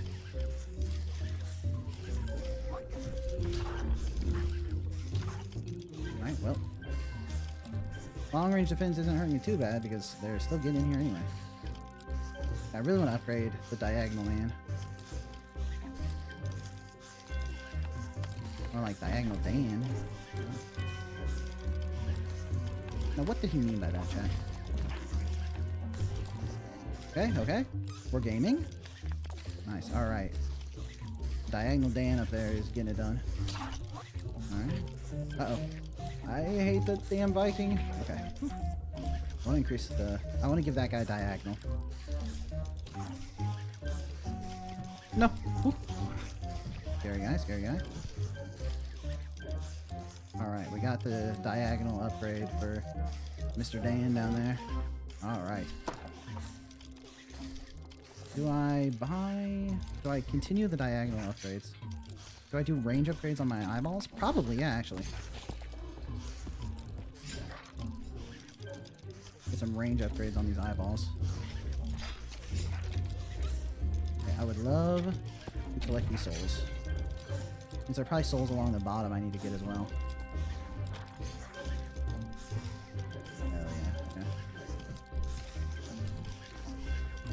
Don't kill me.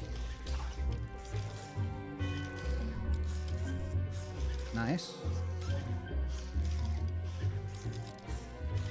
I had so many souls, I just went for the diagonal upgrade.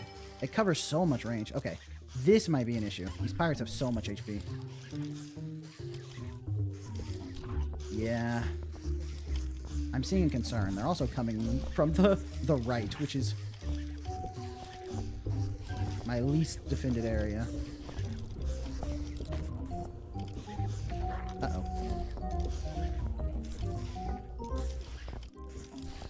Obviously upgrade that. Oh, nice, nice, nice. Okay. The diagonal skellies are getting the work done for sure. Alright, that wasn't great, but... Do a range upgrade over here? Yeah, I have the money for it. Might as well. The souls spawning so close to the border are pretty rough. Okay, okay. I really need to get the diagonal upgrade on that guy. Or do I do double range on the eyeballs? Let's do double range. Double range eyeball seems like it's going to keep me safest from the pirates. But I really do need the diagonal. It's only 2 away. Alright, 1 away. Kill that wizard, please, Mr. Eyeballs. Thank you. Okay, figure that. Nice, nice, nice. Oh.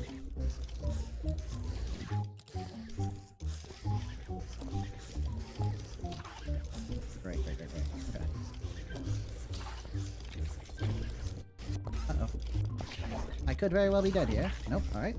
Close one. I think I want...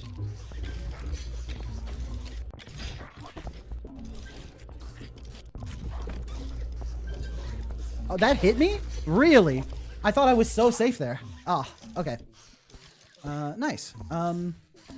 What happened to the 3 skulls? They turned red? Oh yeah, I upgraded them to give them the diagonal fire, like, ability, so that they can go more than just, out in horizontal directions. Yeah. Alright. So I think that I'm muted the game so that we can think critically and give some feedback. So for feedback for this game, I think that there's obviously a lot of stuff this game is doing really well. The visuals are fantastic. The main character is super adorable. The way the souls feel like hovering around the player is really good. Additionally, it does a really good job with the risk and reward factor of like playing to grab the souls, because, you know, the souls, you have to collect them. If you put the souls, if you kill enemies too far away, right? If you're really safe, then the souls are by the edge, which is dangerous to collect them. So, okay with the super chat. Can we get some +2s in chat for okay? Thank you so much, okay. Heading to bed, always glad to catch a stream. Hey, yeah, have a good rest. I know it's late for you over there, and thanks for tuning in. Glad to have you here, and thanks for the 8th month sub. It really means a lot. Appreciate you, okay? Hope you get some good rest. But yeah, so I think there's a really nice risk and reward for like needing to collect the souls, but it's like kind of dangerous to collect the souls. And I think that's just like classically good design, right?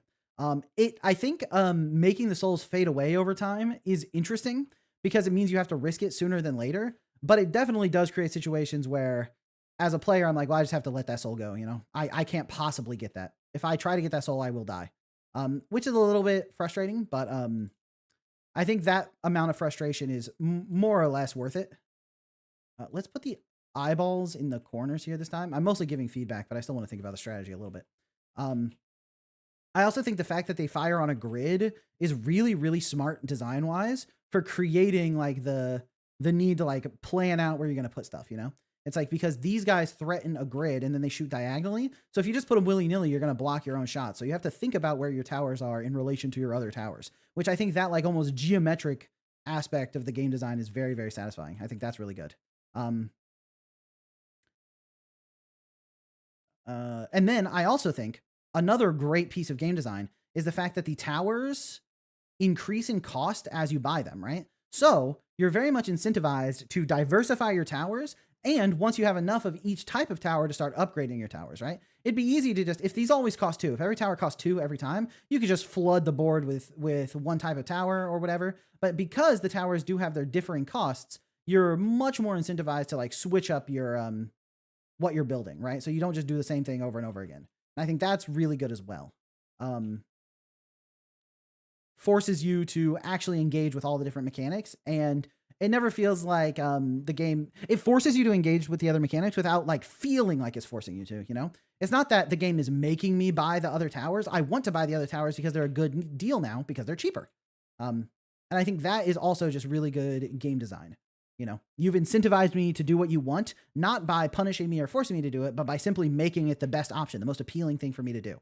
And it causes me to want to build every tower, and it causes me to think about where's each tower going to be the most useful, right? So all of those aspects are really, really great. The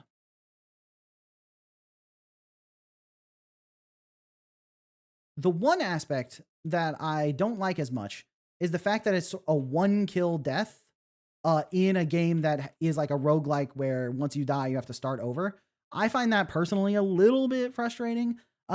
It's interesting because it definitely does have the like one more run syndrome where it's like, maybe just try one more time. And if I go again and do slightly different patterns and upgrade slightly different stuff, and if I don't just make a simple mistake. So I think there is some big benefit to that, for sure, because obviously, you want your players to want to keep playing. And so the fact that I want to keep playing is really good. But, I almost difficulty option. I know in like Bloons Tower Defense, right? Different game modes have different like restarting capabilities and stuff.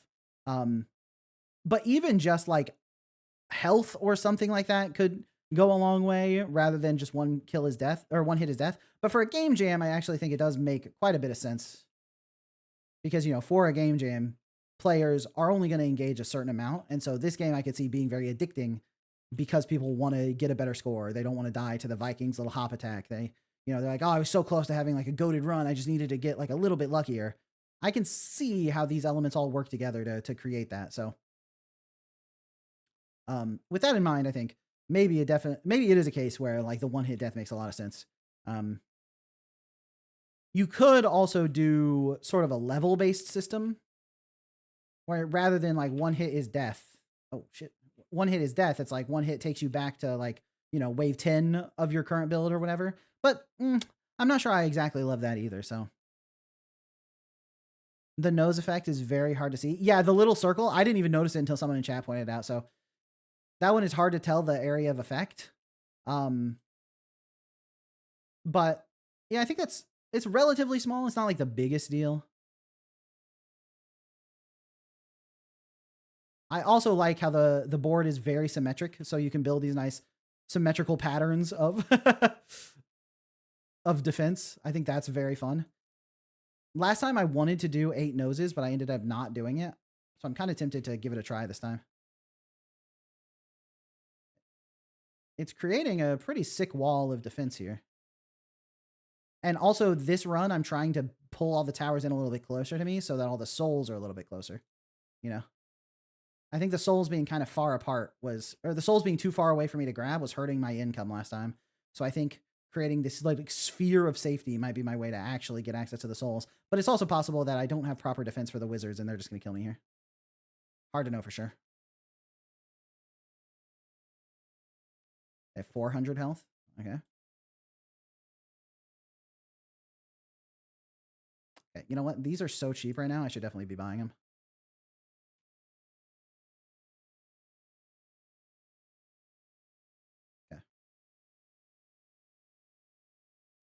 And also this pattern I'm putting together right now is pretty good for the diagonal upgrade on the skulls if I were to ever get there. Now, am I going to get there? Not sure. I don't feel like my build is currently that strong, but you never know. Okay, close one. I'm one nose away. Hell yeah. All right, we have the the impenetrable nose walls. Okay. Okay, grab one of these. Okay, I want 2 more of the mortar launchers up in my zone. Oh, okay. Bump off, wizard. Uh-oh. Whew. That one was very close. Definitely almost died there, that's for sure. Okay, surviving that one was a little bit of a miracle. Don't take it for granted. Grab these souls before they vanish. All right, and then I think it's time to start upgrading the skulls. The skulls deal a lot of damage because they're so imprecise. Because they're so imprecise, they're allowed to deal a lot of damage, which I think is good design too. Okay, get back to my zone.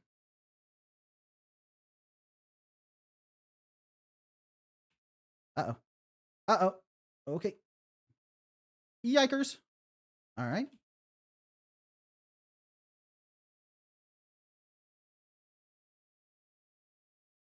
Okay.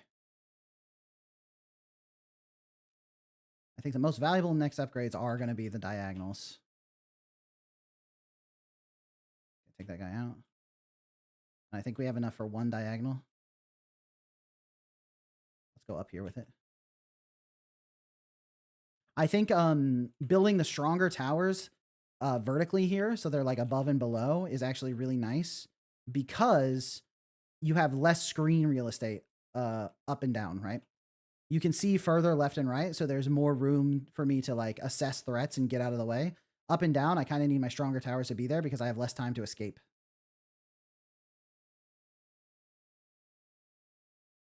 Hey, Lyra in chat. Welcome in, Lyra. How you doing? Good to see you. I want that skull. That soul. Nice. Okay. Am I one soul short of upgrading this? That's unfortunate. Well, I could take fire rate on my noses, but I want to upgrade this first. I think the diagonal upgrades on the skulls are very powerful.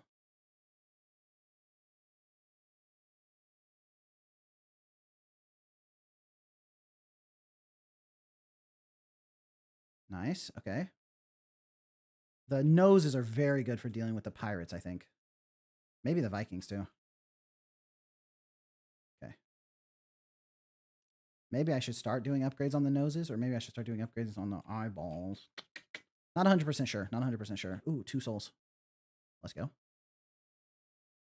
we have double fire rate upgrades on these guys already. So now we just need the diagonal upgrades on them. Uh-oh. Nice.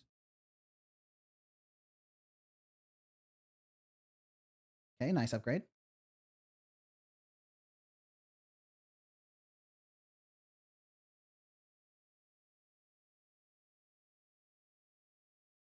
Uh-oh. Uh-oh. I'm a little bit cooked here. All right. Not dead yet.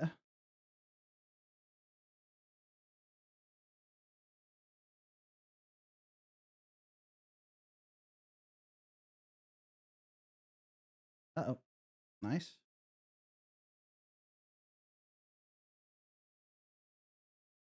Getting some fire speed upgrades on the noses in the midst of trying to escape. Nice. Okay. Hopefully those fire rates on the noses helps us out.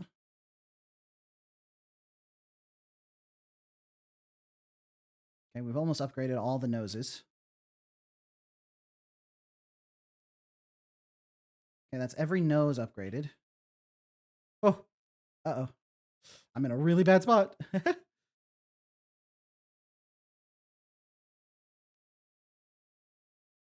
Uh-oh. Oh, he can attack from inside the barrel. You know what? I didn't know that. I did not know that. I assumed that they could only attack once the barrel was defeated. So that's my mistake. But that's another point towards the issue with the one-hit kill is that like I hadn't experienced the pirates attacking while they were in their barrel yet. I didn't know they could do that. So he got so distracted in the middle of feedback. But that's feedback itself. More or less, I said what I wanted to say, and then I needed to focus on the run if I wanted to keep playing. So I thought about pausing it, but I was like, if I at least just discuss what I'm doing while I'm playing, then that'll be some good feedback in and of itself. But I do think, for one thing, I don't understand why the skeleton's bones are like dying on the nose here. The way I placed the the skeleton's head, I thought it would be able to travel cleanly up this diagonal. Am I seeing the diagonal wrong there? I really didn't expect that to get stopped by the nose. That kind of ruins my build a little bit. So in the back feeding it. Yeah, it's like my idea for these placements was that once I had the diagonal, it would be covering the internal with the 3 internal diagonals, but it looks like that's not happening, which could have severely hurt my damage output anyway. But that's not that big of a deal. But I do think the one-hit death is probably pretty good for a jam game. But if I were making this into a full product, which I think you absolutely could, I think this game has a lot of potential for being a full game. I would probably consider either having different maps where different maps have different difficulty levels, where it's like this map has like 3 health or something. Because right now it's 1 mistake and you die. And then you have to start all the way over, which is a little bit frustrating because I think even in that death right there, I got too close to the pirate, which I didn't think was a threat because I hadn't experienced it yet. And with these kind of games, what you want is for the player to constantly want to restart, right? The ability, like, you want the player to say like, all right, now I'll go again and go again and go again. The fact that I died kind of at the same wave 3 times in a row makes me not really want to start again. You know, if I was playing this on my own, this is the kind of game I could play for a long time. Like Rogue Tower and stuff like that, I played over and over again. But like the fact that I got to this basic spot and died again, even though I thought my tower placement was pretty good, but just because I kind of walked in a bad path is a little bit frustrating. Overall, I think it's hard to give feedback for this game because it's so well done. I think this is an extremely good game. There's a clear reason why it came in first, right? I think, you know, I would also give this 5s down the board. It's got great sound. It's got great effects. The player character is super cute. So my feedback here is more about how I would turn this into a full product and like what are the little things you could do to improve the experience, because overall it's already really, really good. I think so many of the little details work well. I like the fact that when you upgrade the tower, it changes visually a little bit. That was really apparent when in the middle of that round, I was trying to upgrade the noses to have a higher fire rate. I could tell which ones I'd already upgraded because they got the little wart when I upgraded them. And so those little visual tells go a long way for letting me like make changes on the fly and adapt what I'm doing. And I think, I think those worked really, really good. And it's the kind of thing, the kind of touch that takes it to the next level, right? Where I'm not like trying to figure stuff out. None of the feedback for this game is about communication or clarity or tutorialization. That stuff all is done incredibly well. There also is very little feedback to give on visuals and visual polish and stuff. It's like the bones just pop out instead of like fading out or like exploding at the end of their path. Like if the bones, you know, turned into shards at the end of their path or something, that would be a slight bit of visual polish that could help. But that also might be too visually distracting, right? It might be good to have them just pop out of existence.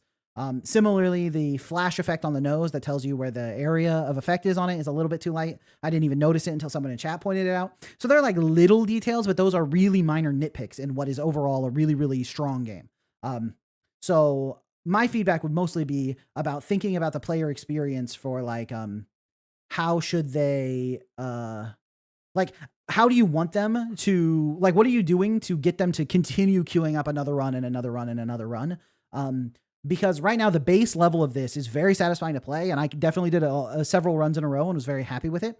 And so overall, I think like it is really hard to give feedback to a game that's so well done. But I would think of like, what are ways you can make it more interesting for the upgrade? Like, you know, there's always the roguelike element where you can like choose one of 3 upgrades, like your nose towers do this or your skeleton towers do this. Because right now, I think I've played enough to have a pretty good understanding of the strengths of the different towers. And I'm just trying to like balance my economy to try to get them put out. I think I spent too much money on noses, like base nose towers in this run. I think probably I should have built out my defenses a little bit differently, like 1 nose per entrance rather than 2 noses per entrance. So that I would have had more money to start upgrading my eyeballs. Because then with the extra range, maybe I would have been in a little bit safer of a position. Like stuff like that is what I want to be thinking about. Or stuff like that is what I'm thinking about, and it's what I already understand pretty well. And I could see like a simple between waves or every 5 waves, you get like a relic type upgrade where it's like your noses also burn enemies, or your skeletons have like plus 20% crit chance or whatever. So you can lean a little bit more into one build or another so that I want to queue it up again and see what kind of cool synergies I get and what kind of cool build I can do. Because right now the building is mostly about like the geometric spacing, which I think is really strong. I think that's a really fun aspect, but I think there are ways you can push it a little bit to make it more addictive, to make it more engaging in a way that makes me want to keep queuing up. But overall, this is a really, really good game. Really great for a jam, and could easily turn into a full product. And I think it's not even that far away from working.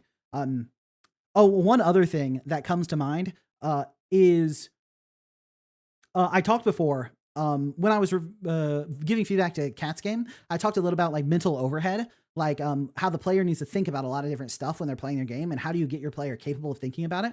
And I think one thing that they did very well with their tower design is the towers have a very clear identity, right? It's like the skeletons shoot bones, and the eyeball is a laser, and the nose like sniffs and shoots out gas. So in my head, I easily understand what the towers are doing because they have their own identity very clearly, and it's easy for me to think about them, right? I don't have to think about, X tower doing Y thing. Like, I don't have to think abstractly. The towers don't have a special name. I think about the skull and the nose and the eyeball. And those like clear categories makes it a lot easier for me to like understand what's going on in the game. And I think that that's a very, very powerful. I think it's something not to be underestimated for sure. Because it just reduces the mental overhead, because it's very easy for me to understand what I'm doing and very easy for me to contextualize my plans, right? It's easier for me to think, put a nose over there rather than put a Recon X3 Tower 87 over there, because I don't know what that is. So it just takes up extra mental processing. But yeah, really great game. Thanks for submitting it. Really fun to play. And I think this is a game that could easily become a full product, because I think you did a great job with it. So really great work.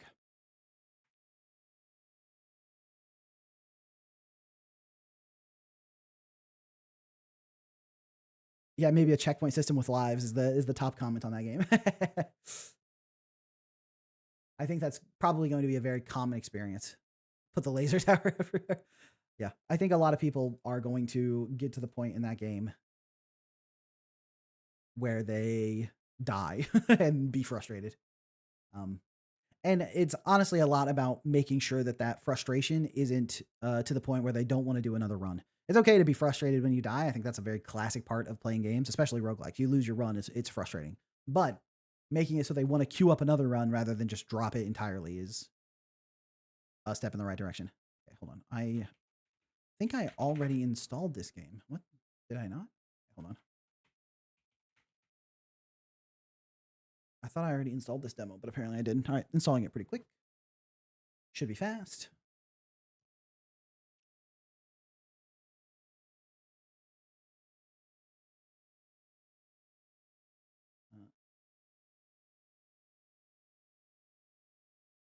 Okay.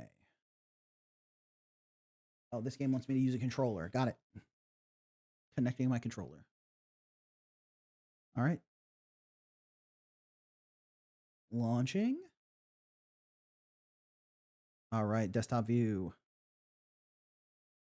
Welcome to Dualverse 86 demo.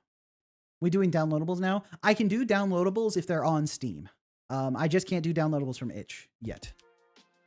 I started working on that, but it's not there yet. All right. Got music sound. Let me turn it up a little bit. Looks like it might be a little bit quiet. Yeah, so I can do Steam downloadables.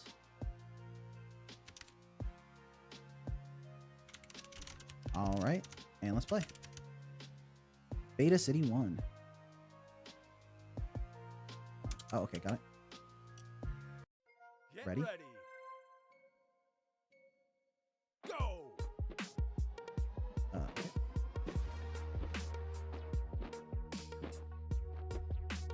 We're jamming. Got it.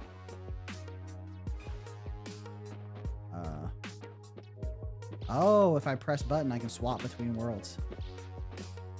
Got it. So I jump here, then swap to this world, then swap to this world.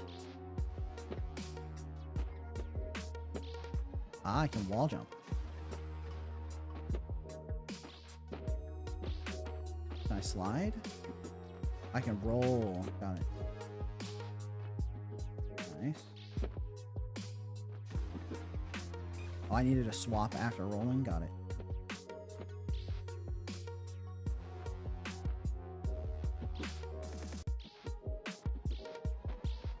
New checkpoint, looks like.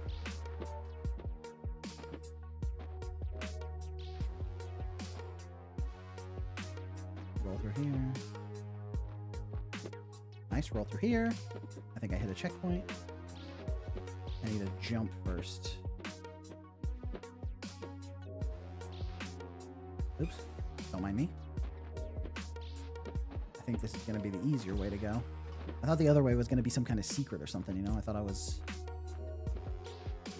understanding on a whole new dimension, you know what I'm saying? Boom. Nice. All right, made it to the end of the level. Okay, I got one hidden disc. I did not get the golden disc. Next level. Get ready. Go. All right, let's go.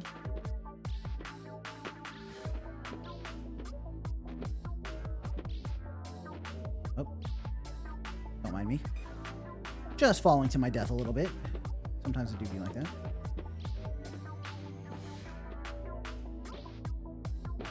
Okay. Oh, all right.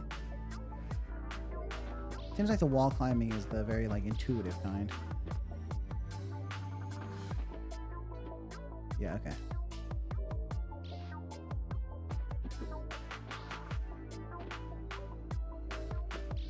Oh. Ooh, that's frustrating. All right. A little bit goofy, but you know, I don't know which way I'm supposed to go because of the fall. Where am I? Oh, I fell back down to the start of the level. Because like maybe defeats the point of the checkpoints a little bit.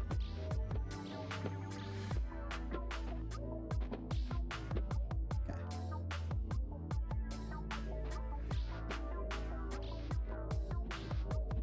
Alright, we gotta swap while jumping here. Oh, I can actually climb on that that monitor. I didn't realize that. Oh, that's a bounce pad? How did I miss that? Happy birthday. Oh, thank you so much, Metronome.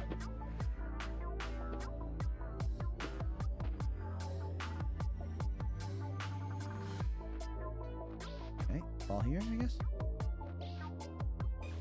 That was not correct. That was not what I was supposed to do.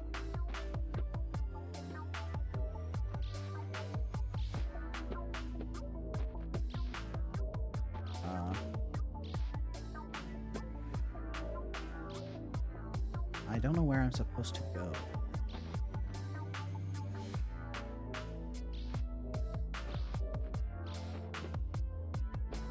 Oh, right here. Okay, somehow got there. I love the concept of swapping between worlds to access platforms. Yeah, it's a really cool concept. I didn't find the hidden disc, but you know, what are you gonna do? Oh wait, did I accidentally restart the level? I do not want to do that. So when I play platformers, I use the analog stick for moving, and I use the directional pad for menus just instinctively. And the fact that this only supports the directional stick and not the D-pad is very rough for my eyes, or rough for my hands. They do not understand that. So I think by clicking restart, I accidentally didn't allow myself to go to the next level or something. So I have to do this level again. Don't love that. Let go, let go. Thank you.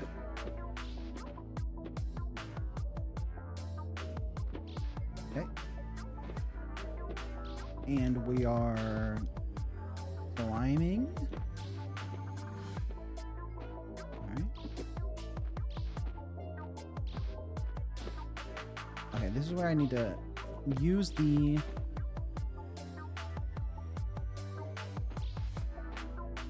arrows or whatever to get in here so we can jump across to here. Got it. Okay, cool. You're playing this on PC, right? Yes, yes, yes. This is on PC. Nice, new record. Can I only play the first 2 stages in the demo? Do I have to find the hidden disc to go to the next stage? I don't know why I can't go to the next stage. Go.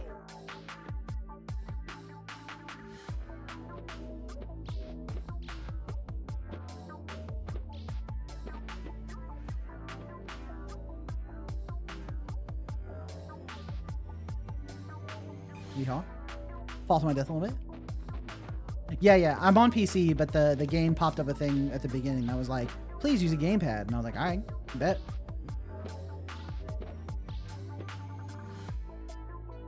I got no problem using a gamepad. I always have this one connected to my PC in case I want to test something on Isadora with a different control scheme just to see how it feels, you know? So I'll swap between playing Isadora mouse and keyboard and playing with controller pretty frequently while I'm working on the game.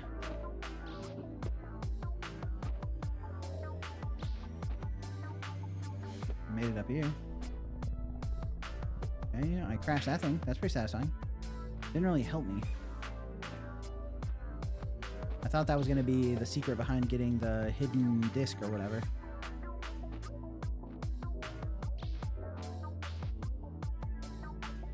Nope, not quite.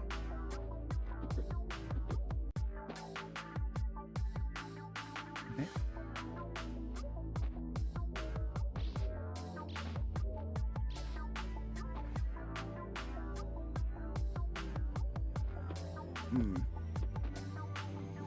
Not only do I not know where the hidden disc is, I don't even see where it could be, you know what I mean?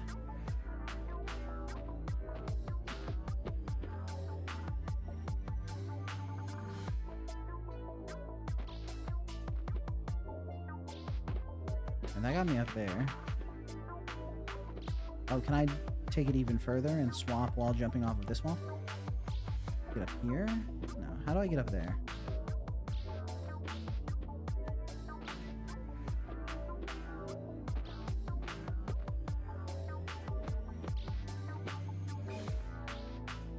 Alright, that killed me a little bit.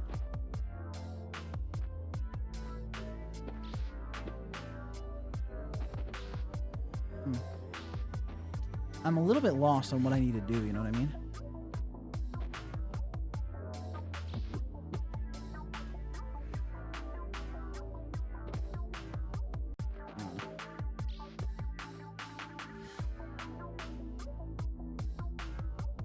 Yeah, so one thing that's standing out to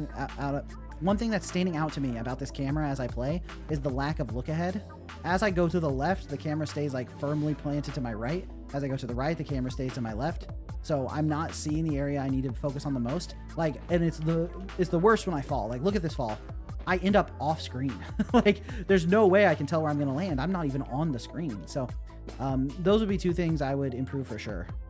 Additionally, there's clearly an issue with clarity, because not only do I not know how to get to the next level, I'm trying to find a hidden machine or whatever it's called on this stage, and I can't. So I don't know if I need to find it to continue moving forward. I could barely even figure out how to get to the actual exit, let alone trying to find a secret.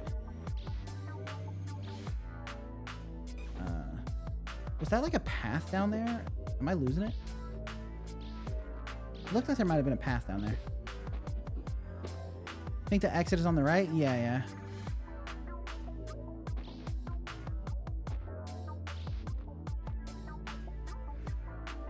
I feel like, is that? Oh, wait, was it just floating there? Hold on. Was there one just like floating in the air there?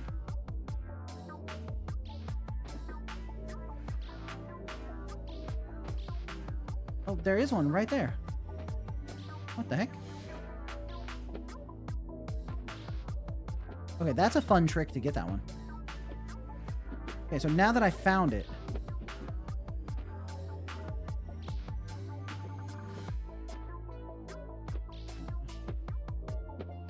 Okay. So hopefully now I can take this disc to the exit and go to the next level.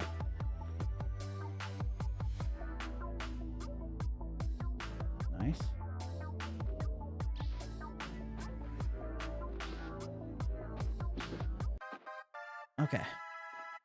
Okay. I still can't go to the next level.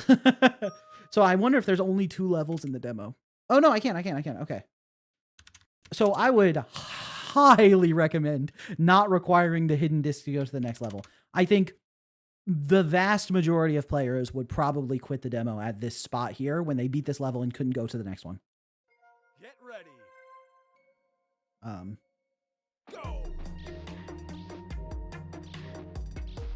Oh, so these... So, what is... all right, well...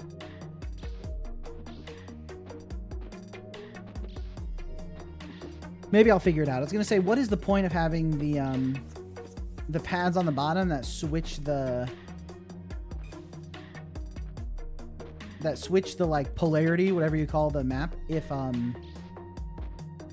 yeah, see, here's an issue. Like, this is, like, pretty egregious is the word, I think. Like, I need to jump down here, and I need to switch to red or I fall to my death. I'm dead before I even can see what I'm supposed to do because of falling off screen, you know? If the camera was below me, like, if the camera was following me properly, I could see I need to switch and maybe do it in time, but... okay, I guess I answered my question there, though. The one that switches on the ground can kill you if it's, like, will destroy the ground you're supposed to be touching.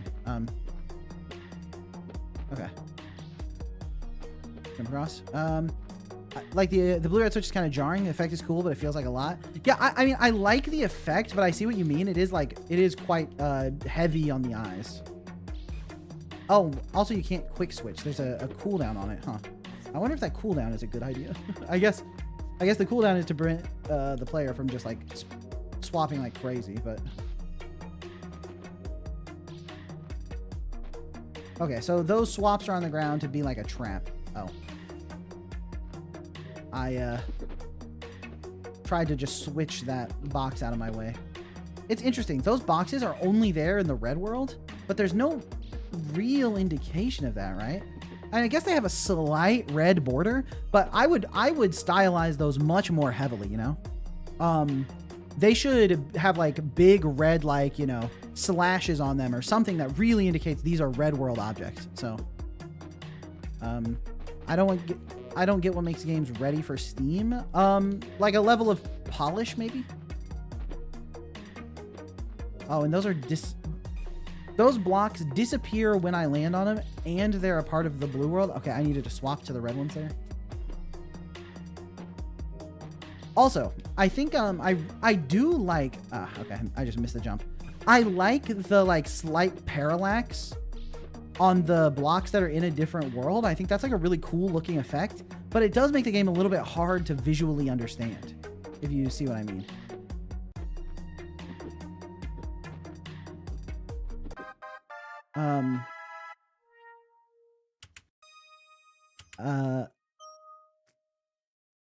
But I did unlock the next level because I found the hidden disc. That's good. Yeah, I would highly recommend making the next levels available even without the hidden disc. That strikes me as very important.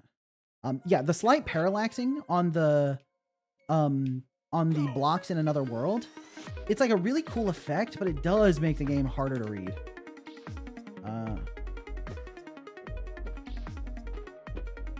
Okay, those blocks fall down. Oh. Yeah. Right now I'm hitting the issue that I think is gonna make the game harder to balance. Is like, you don't know what's in the other world like 100%. So it's like, here I need to swap, and then, oh, these blocks didn't reset when I died. That seems weird. So now I need to jump and swap. What am I supposed to do here? Oh, do I need to? Oh, I'm trying to jump to the wrong block. Got it. Okay. So jump here, then jump here. Yeah, the fact that I can't see this block at all is like a big concern to me.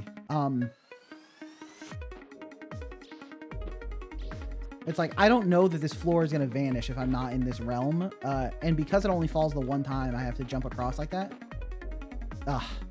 Yeah. The swapping is like... I think the swapping is a cool mechanic, but I think you might have, like, not done enough tutorialization of it for me to understand how to use it properly.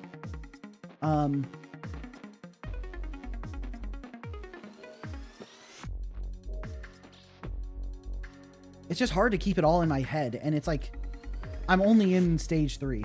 Also, that's another example of a jump that, like, I can't see what's going to happen. So you definitely need to work on the camera framing so that things are properly framed. Also, one thing you've done here, let me die real fast so I can point it out. You see this green sign that's like an exclamation mark? I think this exclamation mark should be on the floor beneath me here.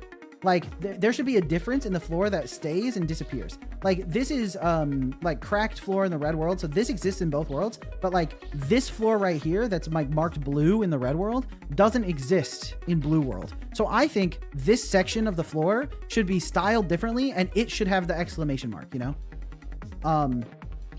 That way the player knows that the floor will disappear if they press the button. It's entirely their own fault if they jump and die because of it. This jump as well is pretty rough because you can't see the floor as you're falling.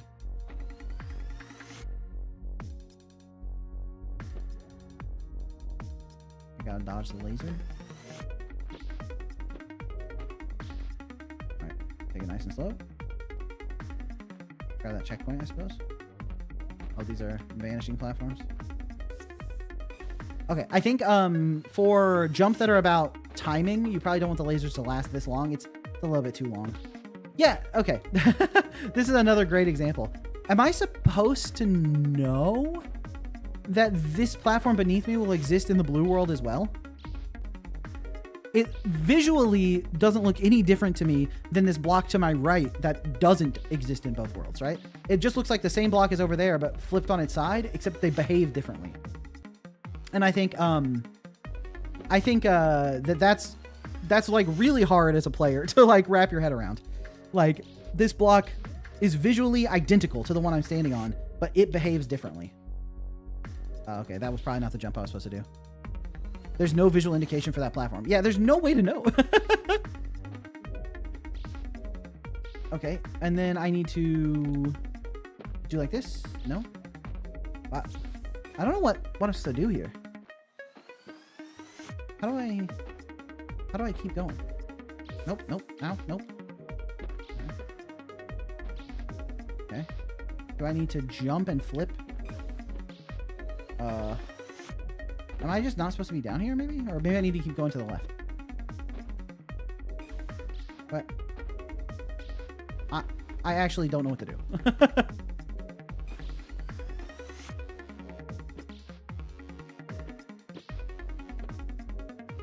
Oh, I can't climb back up either.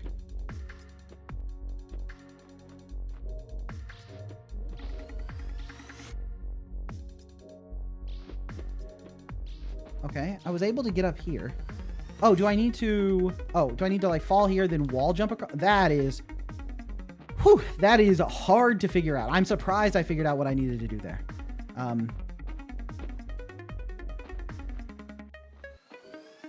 Yeah, so this sign here says danger, and it is red. But there isn't a danger when I go to the red side. So I think using the signs to communicate about what's in the other world is a really good idea. You just have to be super consistent about it and make sure it's clear to the player, like which sides are going to do what. You know what I mean? Low-key like this idea, though. It's making me wonder whether my block swap ability should be on dash, whether it should get its own keybind. I do think having it on a different keybind is interesting. It took me a little bit to get used to pressing a different key to do it, but now that I've got the button in my head to press, it's not too bad.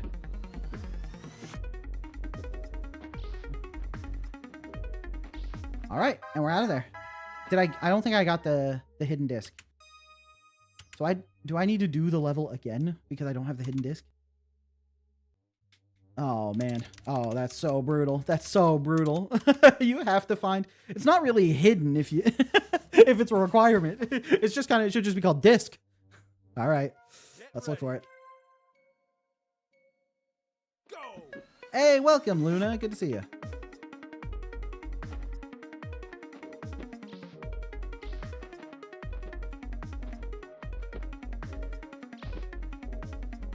Oh, do I need to do a similar thing? No, there's no way. This isn't like trying to wall jump off of the edge of that platform. It's not going to give me any more distance.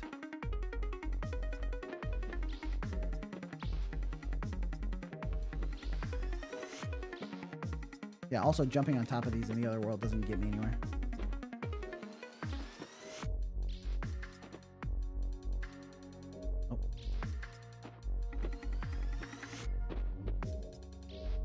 All right, we're gaming.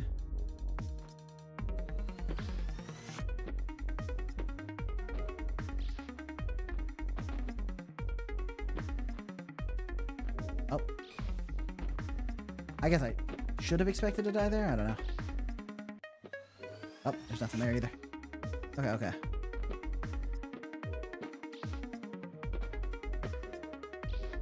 Oh.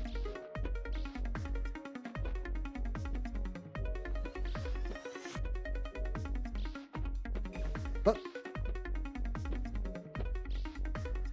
Wait, did I die to blocks appearing from another world that I couldn't see?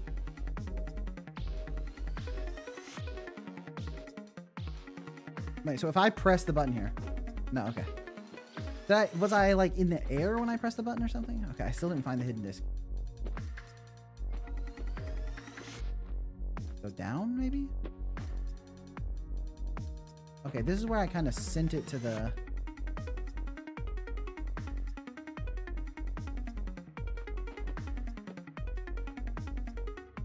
Can I climb or something?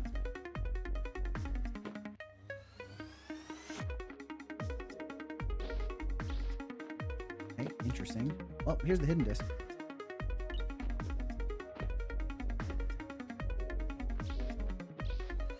I wonder why that one didn't fall, actually. Oh.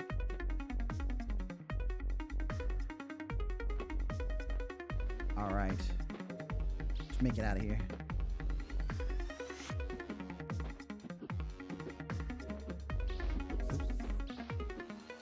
The lasers don't really kill you, though, so that's good. That's good.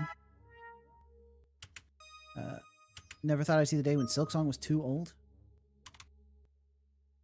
Silksong covers are coming out. I haven't finished the game yet. That's classic. All right. Oh. So that was the end. Dualverse 86 demo. Wishlist now on Steam. All right. So let's think critically about this game. I know we already talked quite a lot about it, needing to be able to actually like see the jumps ahead of time. I think one thing that you're going to definitely struggle with from the level design perspective is the fact that you are building both levels, right?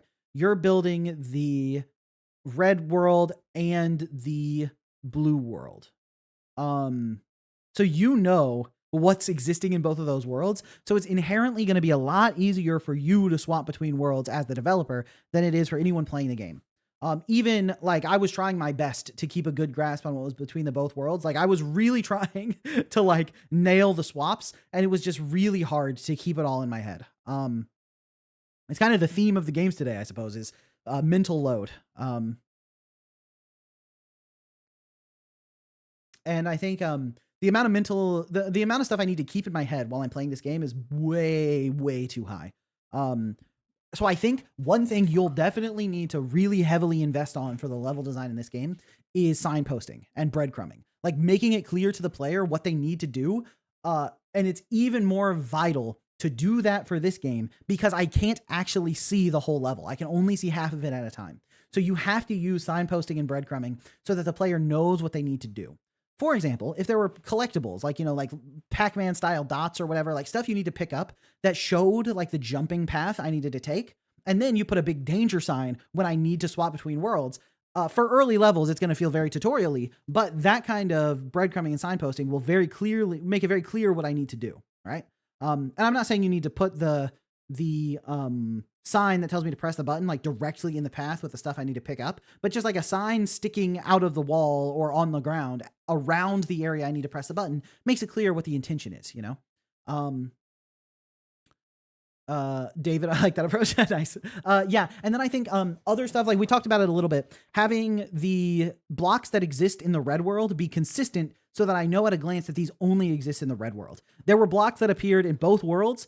There were some blocks that only appeared in red world, only appeared in blue world, and appeared in both worlds that looked completely identical to each other. So the only way to know that there was going to be a difference between them is by memorizing it, basically.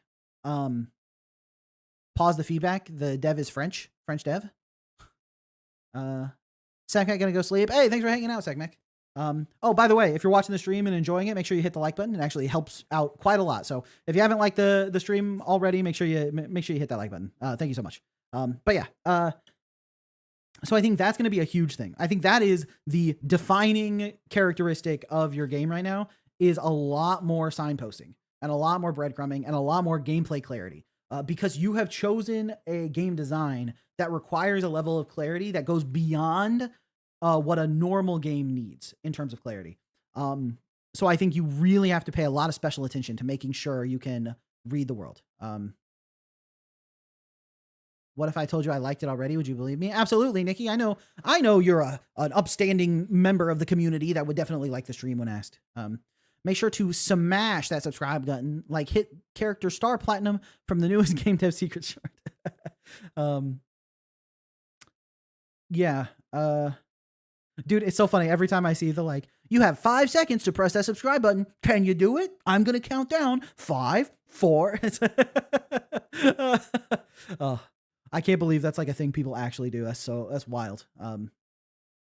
I also already liked it. Let's go, David. Let's go. Yeah. What was I saying? I'm very ADHD brain today. Didn't sleep very well.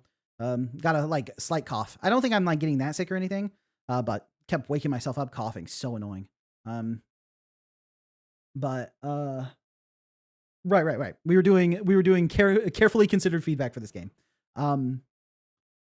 Yeah, so I think that the clarity is going to be one of your defining issues. Additionally, you definitely want to spend another couple iteration cycles on the player controls and the camera. The wall jumps felt okay, but they were a little sticky at times. It wasn't like, it's like the character didn't always do what I was intending them to do based on the buttons I pressed. And I think you want to make sure your controls, when your player hits a button, the game should do what the player wants the guy to do within the limitations of their abilities, right? So like some input buffering so that if I press the jump just like 2 frames too early, it'll still happen. Make it so that if I'm trying to get off of the wall, I can get off of the wall, stuff like that. I'm currently in the process of watching JJ Bomb, like 15 episodes into Josuke. Is that seems like that's probably a JoJo. It seems like that's probably some kind of JoJo thing going on in chat. I need to stop glancing at chat so I can actually get this thought out of my head. Yeah, definitely want to spend the iteration cycles on the character controller, making sure that when the player is inputting something, the game does basically what they want it to do. Obviously, if they're trying to jump when they literally can't jump, then nothing will happen. That makes sense. But your player shouldn't be trying to jump when they can't, right? If your player consistently is trying to jump when they can't and confused why it's not working, then that's a whole different issue. But I think there were a lot of times where I was like hitting buttons, like trying to get off the wall, trying to wall jump, trying to jump across something, and it like didn't feel quite great. For the most part, it was good, but the wall controls definitely need a little bit more work.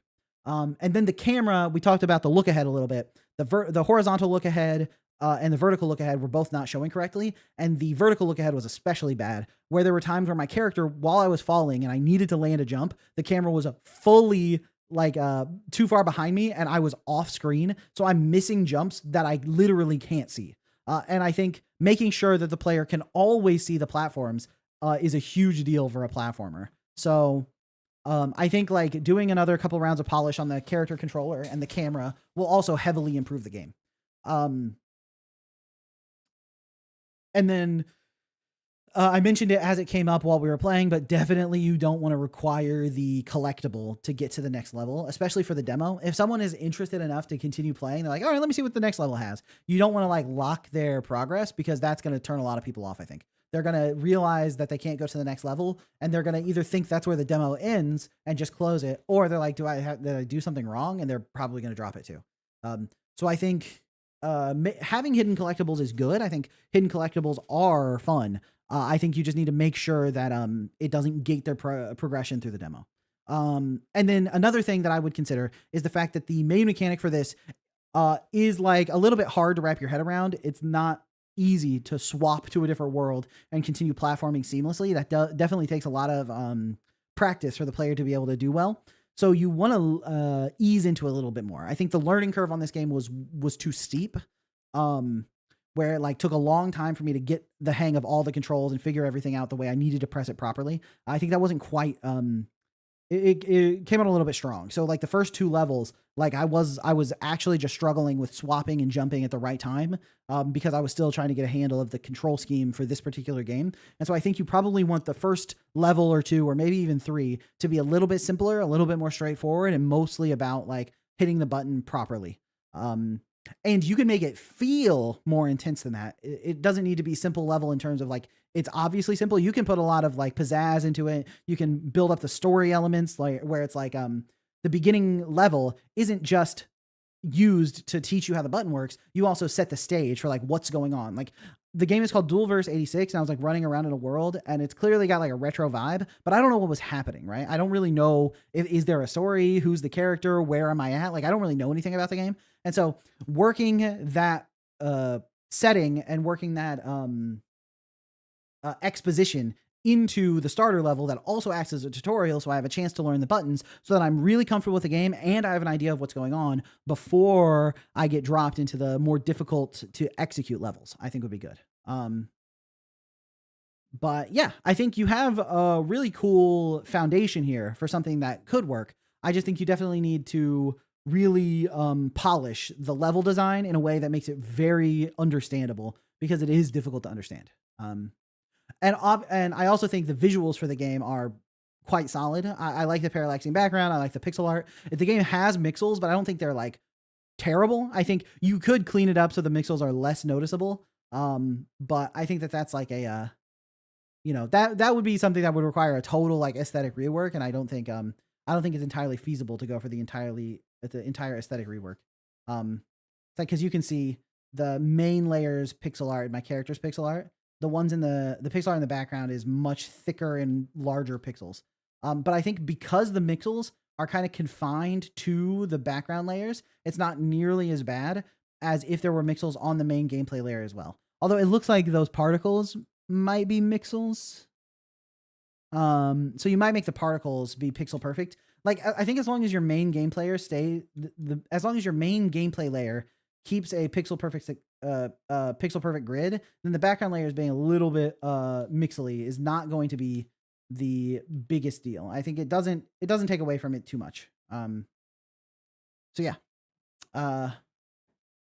If they fix everything Shovel mentioned got featured in Giant's YouTube channel, they could have a chance of a big wish list. Yeah, exactly. I think the game definitely needs some work, needs some polish and iteration, but I think if you fix all that stuff, you could make a game that's really fun to play, especially I imagine when you're designing your game, right? What you want to think about is what is the fun thing you're getting your player to do? Like fundamentally, to take a step back, it's like, what is game design? Game design is like, you want to give your player a certain experience. What do you put in the game to give them that experience, right?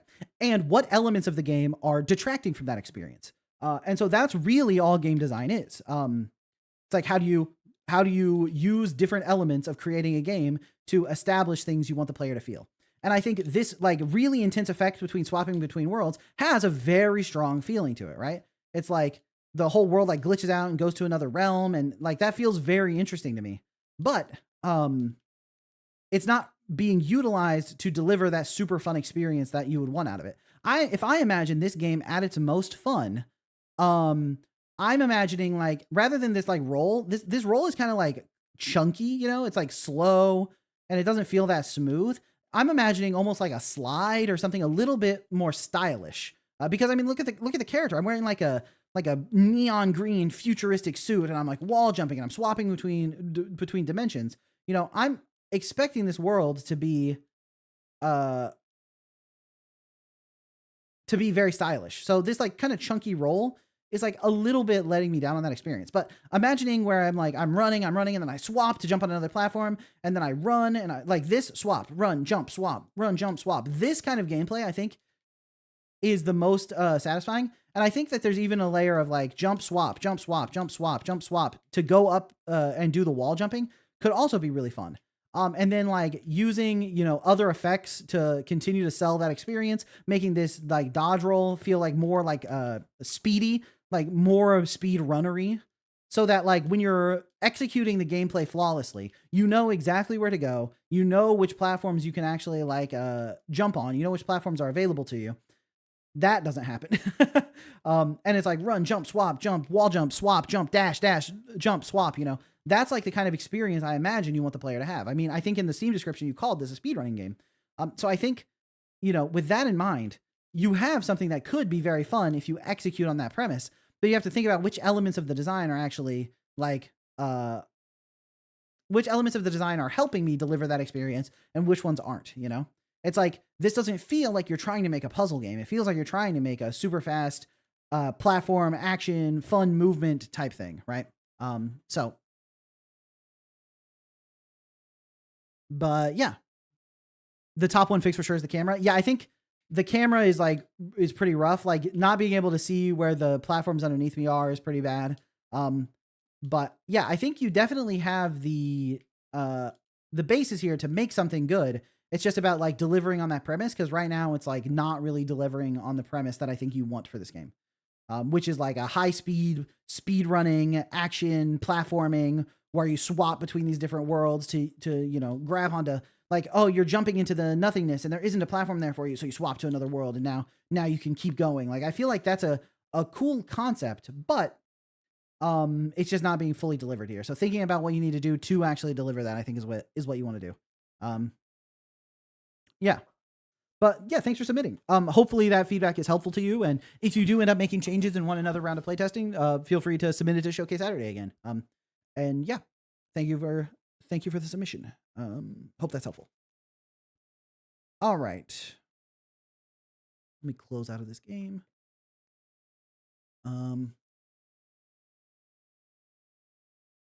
All right, and I think we got time for one more. One of the goats of Showcase Saturday. We got a game from Lusk called Chess Towers. So I wonder if it's actually about chess. $5 Chud platformer versus a $1,000 Celeste clone. Let's go. I actually did not even open this project. Oh, hey, this looks like it's using a very similar grid to the last Lusk game we played. How to play. Move with WASD, hold down the mouse to attack. Mouse position aims left or right. E dashes. Enemies. When you enter a floor, you pick which enemy gets added to the army. Enemies use mana to spawn. When mana runs out, you can move to the next floor. Enemies move like they're designed chess pieces. Okay. Every 3 floors, you enter a boss room. There are multiple different bosses that can be fought. Classes. Each class and fundamental scale each have their own unique upgrades. You even shop. I stand in for a shop. Vin no click to Xe. Black Mage. Okay. So I only have Black Mage. Black Mage is a spellcaster specialist. Casting a number of spells before needing a reshuffle when spells are empty. Okay. Use number keys to cast my spells. Got it.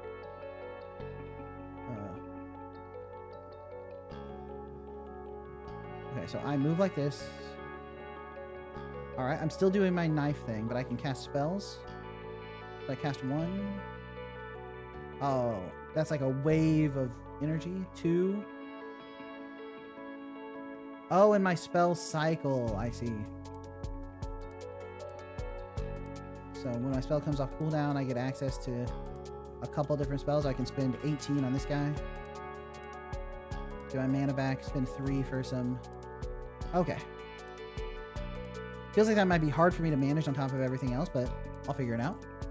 Alright. These are shops. So I can buy different abilities, I suppose? Is that like a combiner? Shuffle time? Alright, I'm just gonna go. On.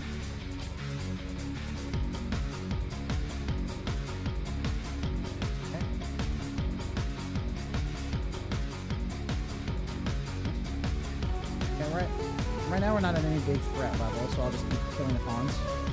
Catching. Alright. Not bad. We got a shop. I got 74 gold. What do you got for me? I can buy potions.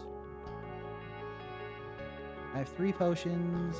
3 red potions, 3 mana potions, 1 resistance potion, cure potion, and a rage potion. I can't afford any of the rage potions. What do you sell? You sell...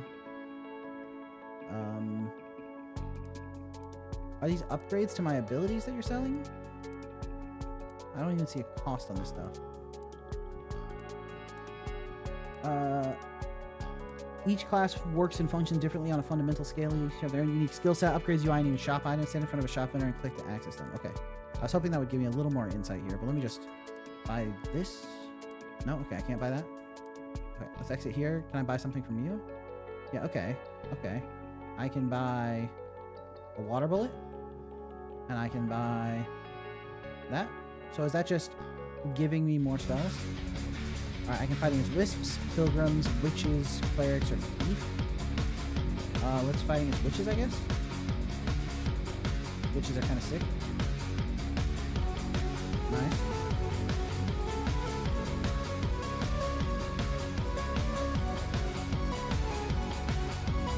Nice. If I spawn my, I can actually use these to my advantage. Oh, that's cool. I don't know if that's intentional, but using them as cover is kind of sick.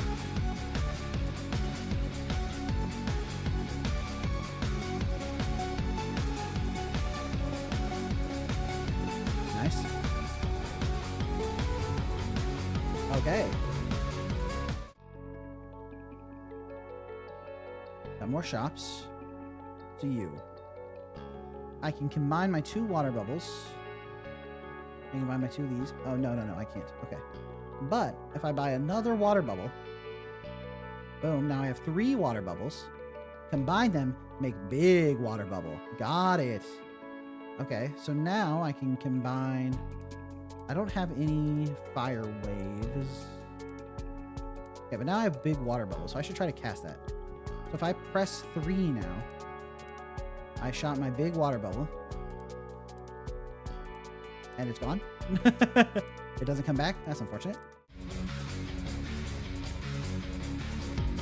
Oh. Okay. Oh, I think I walked into that damage. Don't mind me. Damning.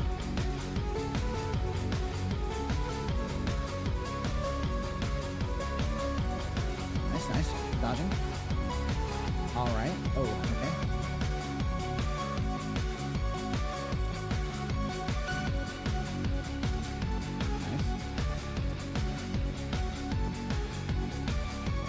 Wave attacks aren't really a threat to me because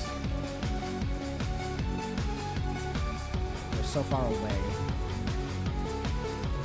I should probably access my spells right now, but I think I'm kind of fine. I've only taken 17 damage. Nice, yeah. I only took 17 damage. Shovel, there's buttons up top to level stats. Oh! Okay, so I can increase my damage, my mana... Is that health regen?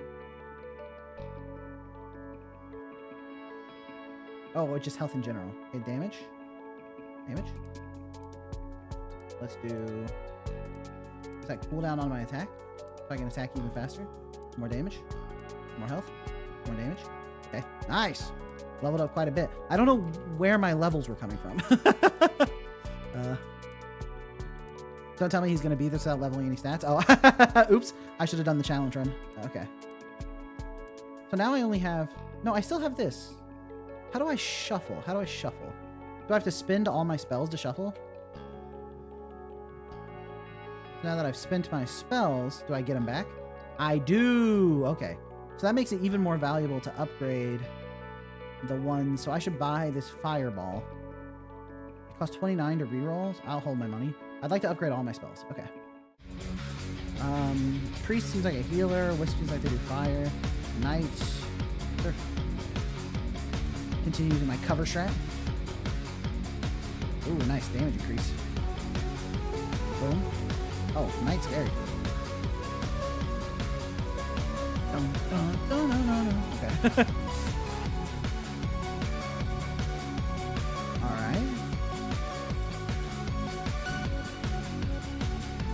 Knight's gaming. Okay, turn into a pawn. Love that for me.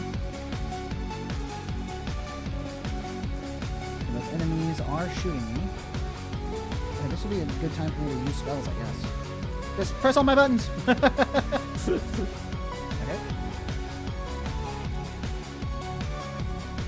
Oh. Hey, keep on keeping on, huh? Alright, I smashed all my buttons and we survived. Okay. The middle counter is my levels. Ah, I see. Okay. So I want to buy spells I already have. So we want 2 of these guys for sure. Because now we can upgrade, yeah, to a level 2 Frostbolt. Okay. And we have 2 fireballs. Do we have another fireball? We do. Boom. Now we can get a level 2 fireball. Nice. So we're looking pretty good on our level 2 spells. And then we need Fire Wave and...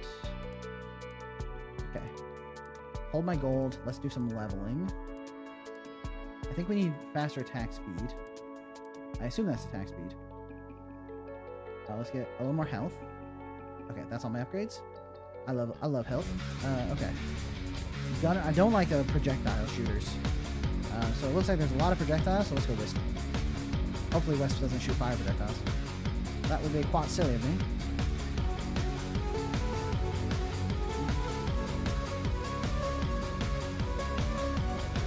Nice. Predicted. Oh, okay. Wisp is much worse than I thought.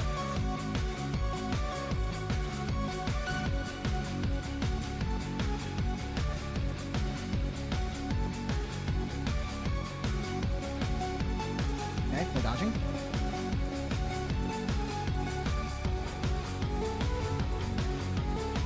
Nice, okay. Well, Pons, you want to bump off?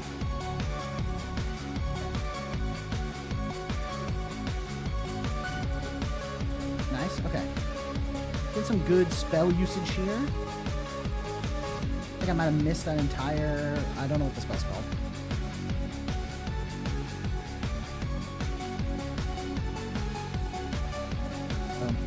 Nice, okay.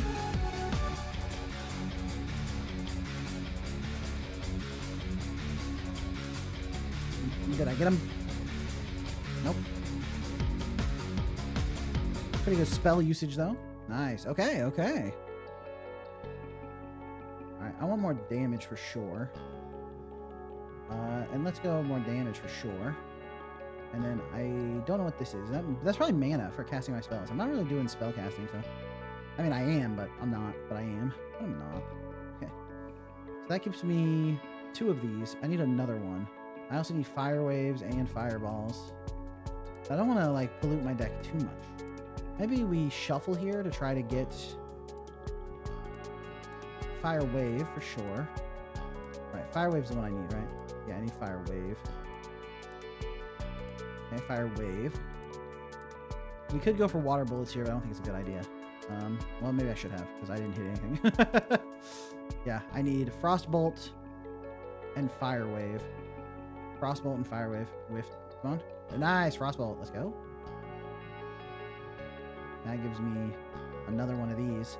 So if I can get a level 3 Frostbolt if I get lucky. And Fire Wave is the one I needed, right? Yeah. Okay, so let's upgrade Fire Wave. Boom. Boom. All right. Now we got all level 2 spells, including 2 level 2 Frostbolts. We still have 183 gold, but I'm not that worried about it. All right. Next level.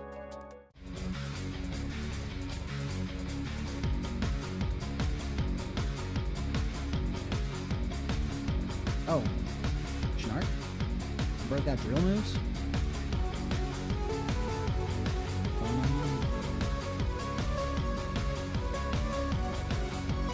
Hopefully my spells aren't hitting myself. I imagine they're not, but... How funny would that be, though? Nice. I think I took damage there, but I think I got a lot of damage off on him, so it's probably worth it. I think I completely missed my level 2 orb there.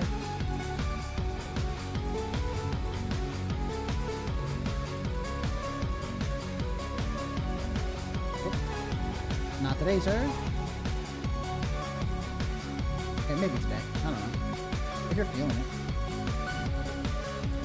Oops, kind of walked into that. My bad.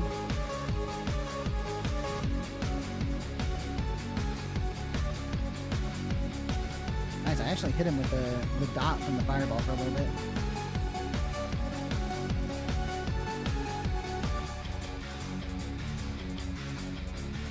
cast my spells on cooldown, don't mind me. Alright. That's pretty good damage there. Healing? Could be.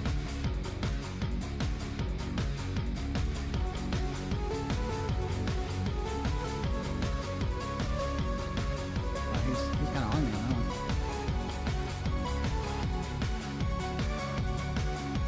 Just launch my spells. Okay.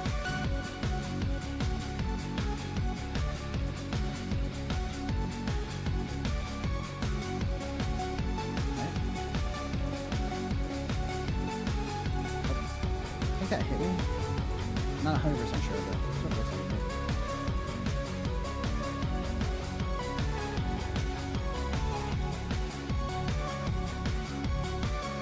I know I have healing potions, so I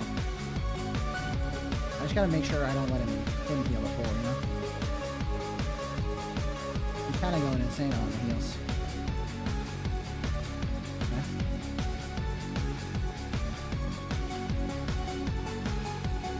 Nice. Okay. Oh, I think I let that hit me. I should have walked it out. Come on.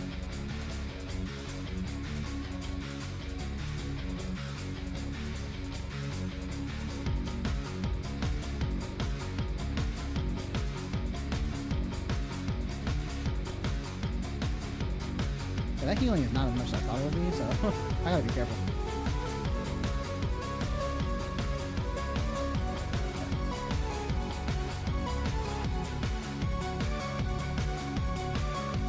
Oh. Hit the wrong button to move there.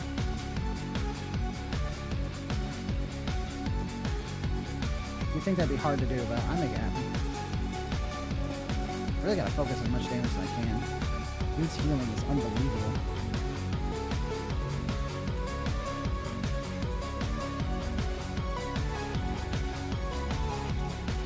Okay, we got a good burst of spells there.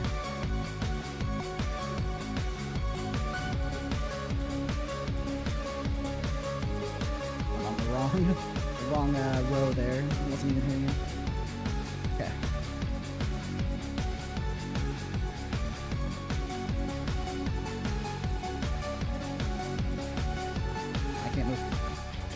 I got blocked in.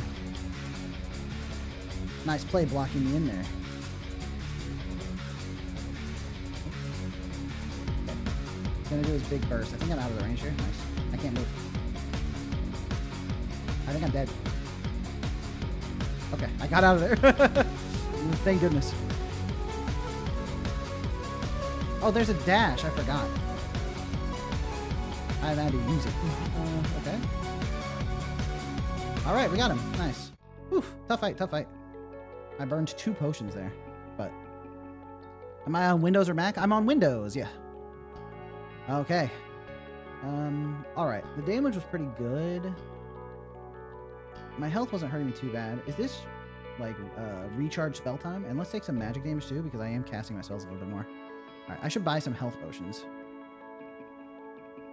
Stock up a couple of these suckers. Double damage for 30 seconds. Okay, Rage Potion is quite good for bosses. 50% damage reduction for 20 seconds. Could be good in an emergency. Okay, yeah, let's stock a couple potions here. And then let's look at our options. We have another Fire Wave, but we already upgraded Fire Wave. So we're not really Fire Wave hunting right now. I could take two shocks and try to roll for another shock. Triple water bullet. Oh, quadruple water bullet. Okay, we gotta start upgrading water bullets as we rolled it, you know. Now we have 2 of those. Okay. So we should definitely hold another water bullet and a frostbolt. And then we don't really have enough money for anything else, so let's just send it. Let's go Peon.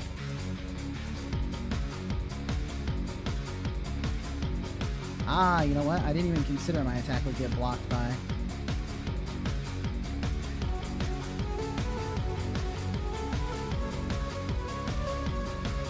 the walls that specifically block attacks, you know?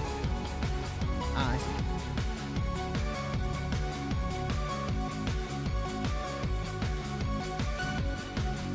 think I might have missed that attack entirely. I'm not 100% sure. Hard to keep track of everything.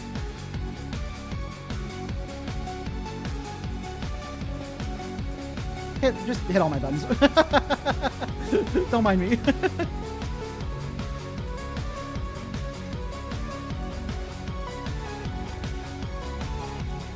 what the potions are there for, huh? You could just brute force every wave. You wouldn't even need the potions. Wow. For some reason, I thought shock was the. Uh-oh. My potions wore off at a really bad time for me. Don't even have spells. That's okay. I'm kind of surviving.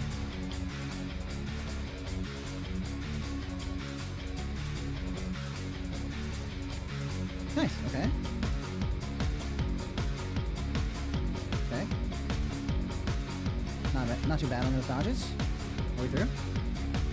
No. Wrong button. Don't mind me.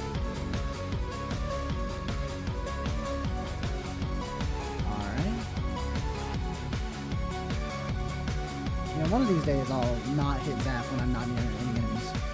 I'll remember what I have to actually do to cast Zap. Believe you me, it'll happen. Boom. And how about another one? We make it work.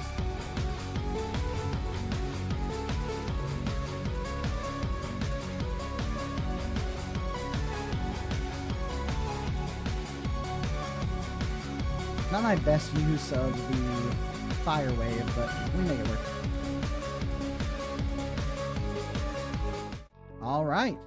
911 gold on that one. Okay. So I definitely want more health for sure.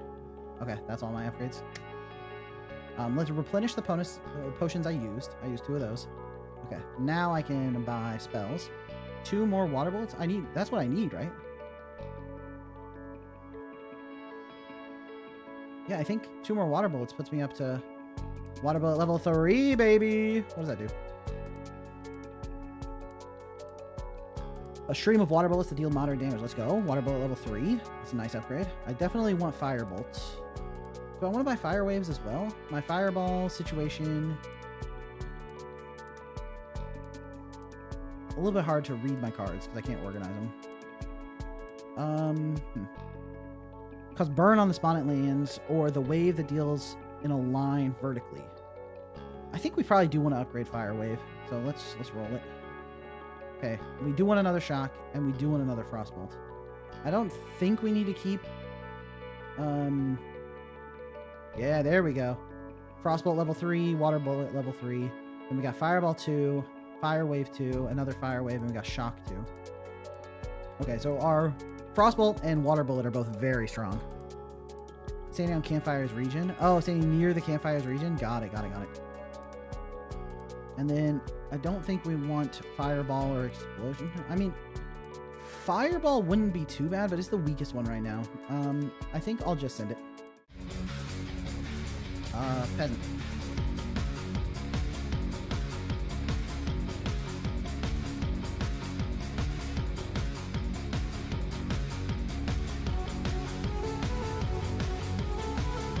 Whoa, okay. Water Bullet level 3 is sick. Very powerful spell.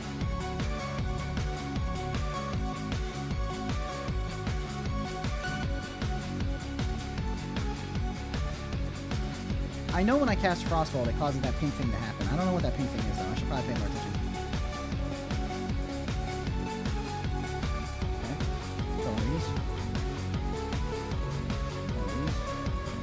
Fire Wave level 1, so much weaker than my other spells, so, you know. We'll do what we can. I got 18 seconds on cooldown. Holy smokes.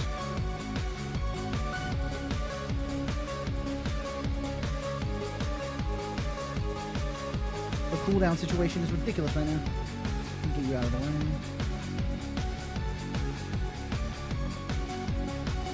Nice. Okay. Got a lot of spells. I shouldn't use them unless I really have to. Maybe I really have to. Well, let's do this. Not bad. Okay. Shock level 2 is much better than shock level 1, that's for sure. I wonder if it's because I spent all my spells is why. Well, we'll that's fine. Wait for a lot of enemies on screen before I start blowing any more spells for sure.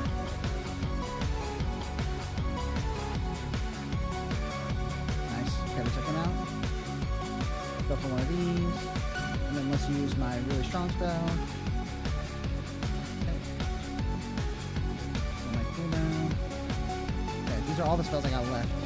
Let's burn them so that we can start the refresh timer.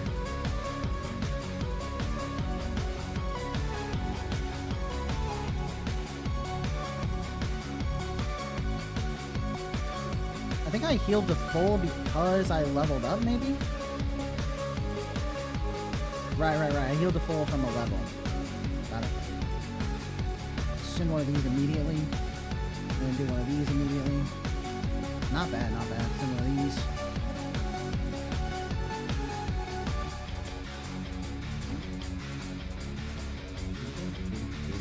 Okay.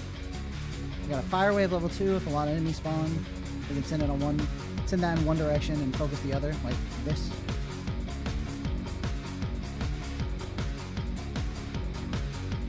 Nice. Okay.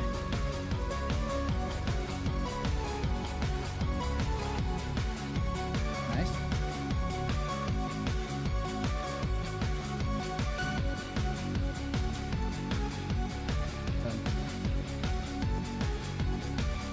Wave that way. Alright, we're in the clear.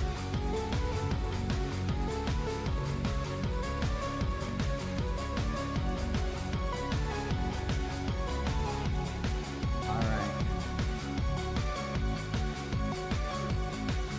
Send this wave out that way and focus this way with my water pellets.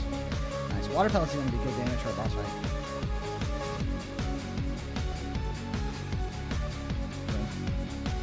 Okay.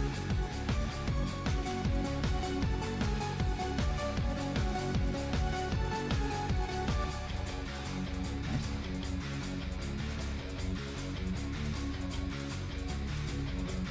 Should've got a little bit closer before I cast that, but you know. What are you gonna do?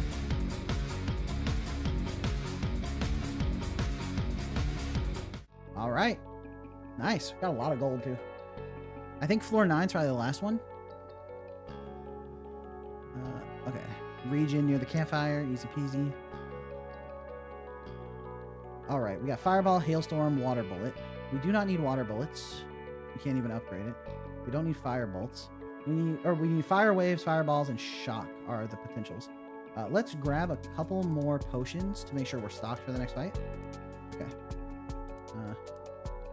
Fireball and Shock are the ones we can do right now. Fire Wave, Fireball, Shock. We have Shock 2. We have 2 Shocks. We got 2 Fire Waves. We got 2 Fireballs. Got it. Reroll. Okay, we take the Shock for sure. Because that gives us a Shock 2. So now we need 3 more Shocks if we want that up as well. Do I want another Frostbolt 2? I don't think so. I don't think I want another Frostbolt 2. Okay, Fireball and Fire Wave are both great here. Because now we can Fire Wave 2 and Fireball 2. We have 2 Fire Waves, 2 Fireballs, 2 Shocks. So, I could potentially get Fireball up there. Let's go for it. Ooh, bad roll, bad roll. Ugh. I don't want to do Hailstorm because the shuffle time is huge. But Fireball we need. So what's our Fireball situation? Okay, we need 1 more Fireball. Boom. Didn't get it, but we got a Fire Wave. Come on. Ooh, there's the Shock, right? We only need... That last Shock is the last one we need, right? It is. Alright. Shock, baby. Okay, let's take Shock. Shock up to 3. Alright. Shock level 3. Shock surrounding areas deal high damage splash type. Let's go. And then we need 1 more Fireball and 2 more Fire Waves, maybe? We got a Fire Wave. Fireball. Nice, okay. I think that takes me up to Fireball 3 as well. So we're just 1 Fire Wave away from all level 3 spells. Okay.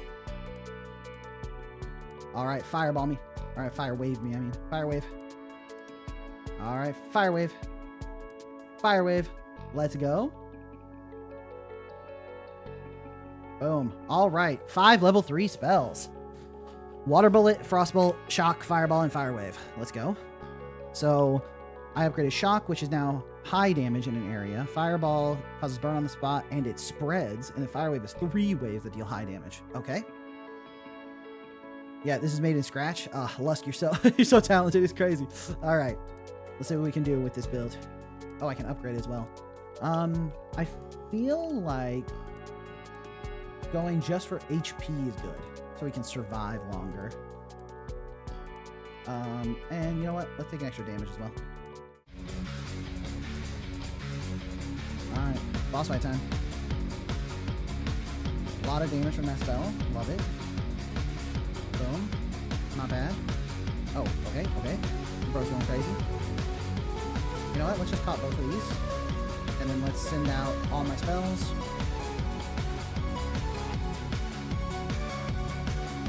Pretty good start to the round, I think. Okay, we're waiting for my cooldown to get all my spells back, but luckily he's just kind of swinging around himself. Dude, bro is unbelievably cooked. Unless he heals to full on his like first, second, third, maybe fourth death.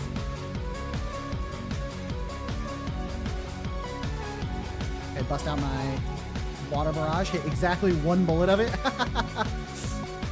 Alright, let's, oh, he's dead. Oh, that's not even the last fight. I thought that was the last fight. Okay. Then let's take another, I mean, we're pretty good. Let's take another health upgrade, actually. Oh, and then let's take mana, or this, probably, recharge time, if I had to guess. All my spells are level 3. Do we want to do another minus shuffle time spell? Oh, that's the last fight for real? Okay. So this takes me back to floor 0. Okay. Man, we kind of crushed that last guy. He did not stand a chance. You auto die on floor 10. Got it. Yeah, dude, so I think, we played, I forget what the game was called, but let me mute this. So we can give some critical feedback here. Think critically about the game we played and see what we can, see what advice we can give. For one, I really like the extra color you added to the game. I think obviously the UI could be like polished up and stuff, but I feel like it's a lot more striking to have like the checkerboard floor. And the checkerboard floor really works because of the chess theming of all the enemies. Additionally, the fact that all of the playable characters here are like grayscale or at least like black and white makes sense. Like they're dark grayscale, which makes sense against the white grayscale of the light grayscale of the white pieces, right? It's very clear that I'm playing as the black pieces and the enemy is the white pieces, right? And I think that like framing that you're on a chessboard and you're playing against the white pieces really sells the color scheming, both in a way that makes it feel really good and lessens the artistic load because you don't need to make your pixel art in full color, right? So I think that's really great. And then I think this is a heavy improvement on the gameplay from your previous one because of the fact that you have this like spell buying system where I can learn what the spells do and upgrade them, and I'm hunting for them to combine them, very, TFT-esque, very auto chess like, which also plays into the chess theming, I suppose, since it's very auto chess like with that. And then you also buy potions and you have stats that you can upgrade. And having the shopkeepers between the waves, so you have a second to like breathe between each fight and decide what to upgrade. I think that's all really good. And then you even have the level system, which lets you upgrade your stats directly. I do think you're missing like an explanation of the stats where I can't like hover over and read what the stats do. And I'm also not sure what level I am and how many points I have to allocate. So I don't know what like all I have available. I don't know what my current stats are. I don't know what I'm going to upgrade them to. I don't know exactly what these stats do. So I think that's all information you could give to the player with like some hovers and some tooltips and stuff. But I think you did a really good job of adding some roguelike elements to the game that make it much more enjoyable. And I think like this still has the classic like moving around Mega Man Battle Network style on a grid, dodging attacks and shooting attacks. I think that's really, really satisfying. And I like how on each floor I pick which chess piece I add to the enemy roster. Because I feel like that also gives me a fun, like strategic element where I'm like, all right, which one do I want to deal with? Which one do I have the spells to actually deal with?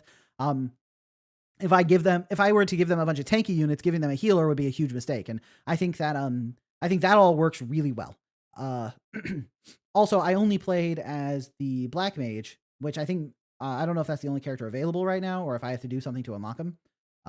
Also great naming, Black Mage, Nightingale, Dark Knight. They all have darkness themed names because they're the black pieces. I think the theming there is really, really good. And I think the art in this game is also really, really nice. I love the bouncing. On the gameplay perspective, I do think there is also a bit of a complexity explosion. Where when I think about all the different things I can do, right? I can basic attack. I have spells. The spells have a refresh. The spells have their ability. They also affect the cooldown. I have a mana system as well, which I think like I can only spend a certain amount of mana. And then I also have potions that I can activate, and I have all my different stats to upgrade. There are 3 different shops, including like a combining spells. There's a lot of complexity, and I don't think having that much complexity is a bad thing. I think layering complexity and more systems on top of each other is a good way to build strategic depth. And I think like once I figured out everything that was going on, I was having fun with all of those systems stacked on top of each other. But I think for like making this into a full game, like if you wanted to put this on Steam or something, I think you would need to do something to introduce those layers of complexity one at a time, so that it's not so overwhelming. Additionally, I think the potions right now, there isn't like a good hotkey to use them. So I would consider maybe using like an active potion system where you can set a potion to your active slot.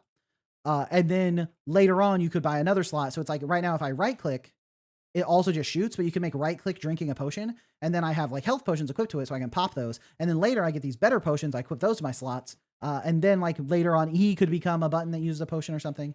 I don't think I ever pressed dash. E is for dashing. Yeah. I don't know. Maybe dashing doesn't work. It's not doing anything for me.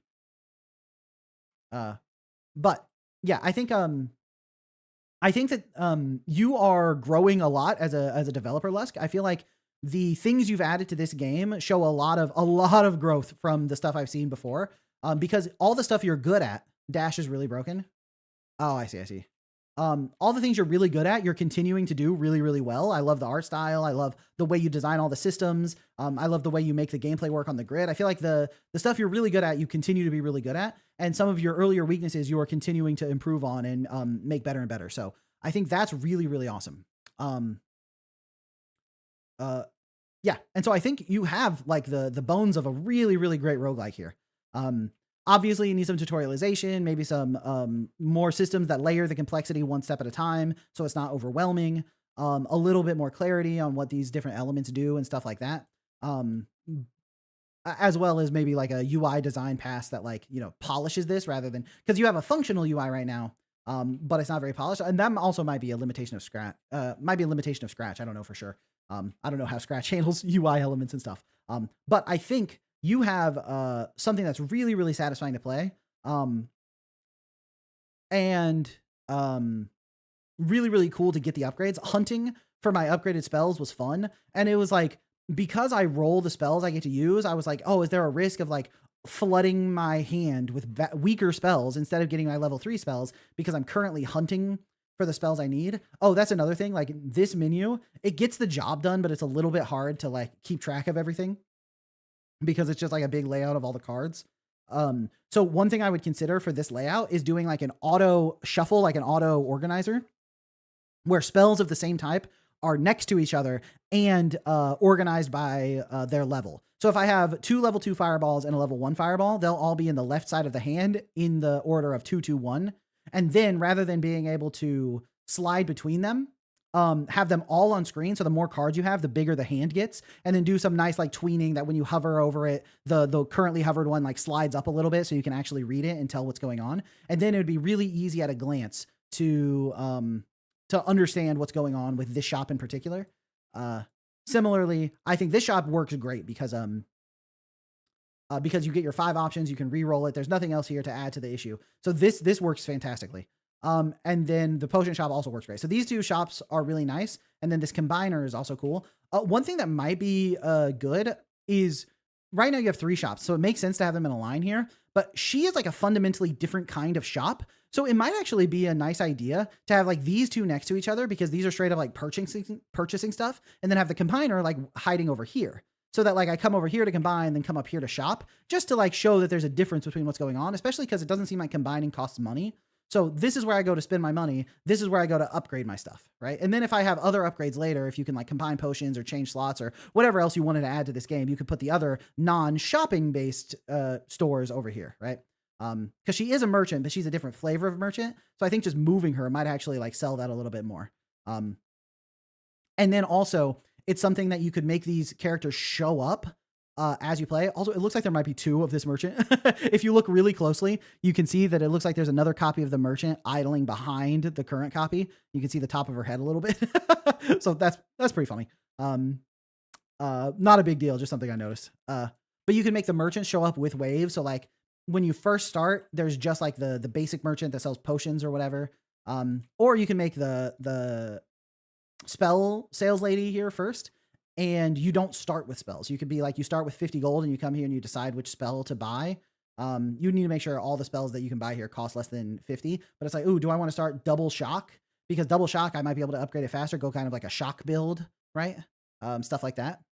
I think that could be fun to set it. And then if you continue like working on this, you could have different merchants like show up sort of randomly, where it's like you start with the spell merchant, but next time you start with the potion merchant. Next time you start with the items or relic merchant or whatever. And so as you're exploring, you're building up your campsite to have more options. And that could be a way that you layer complexity on too. So you have less options at the beginning, and then later on you're choosing what to do with all your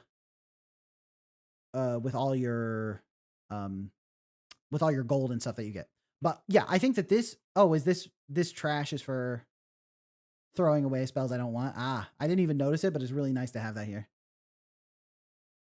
It's a temporary UI that became permanent. Yeah, that's a classic thing for projects. Stuff that you think is going to be temporary seems to live for a really long time. But I think that this UI is a good example of like getting the job done. Like it's communicating everything. And then you would just like I think it's a good approach to build out a UI that communicates everything you need, and then continuing to add stuff to the temporary UI until you have a full understanding of everything the player needs to understand. You have a full grasp of what you're going to need to show the player. Then you can start doing mock-ups in like Photoshop or whatever that actually draw the UI, like how it'll show up.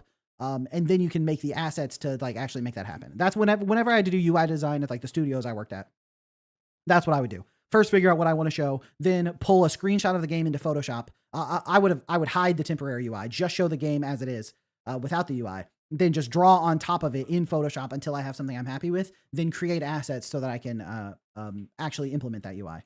And then once you have that UI implemented with the visuals you want, that's when you start adding tweens and polish. And when you click on stuff, it like bounces and has like other effects on top of it. And then once you've done all that, you have like a really clean UI. Also, I really love how you have a dummy here so that I could see what the spells do and like practice stuff. I think that's like super underrated. Is that in the shop area, I can like practice with stuff. And because it's separated from the merchants in my camp, it feels like I'm not doing anything dangerous. And it does make this whole area feel more like a campsite as well, even though it's still on the board. So I think you did so many things really, really well with this game. And you still have so much more room to grow it and make it into something that, you know, I think would be easy to buy on Steam, right? People would watch someone play and be like, oh, that looks sick.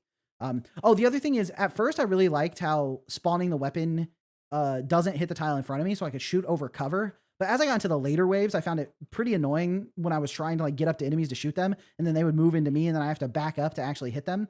I don't know if that's like something to actually solve. It's just when I think back on my play experience, that's one thing that definitely stood out to me, was how annoying it was when enemies like got up in my face because it shoots one tile in front of where the projectile actually spawns.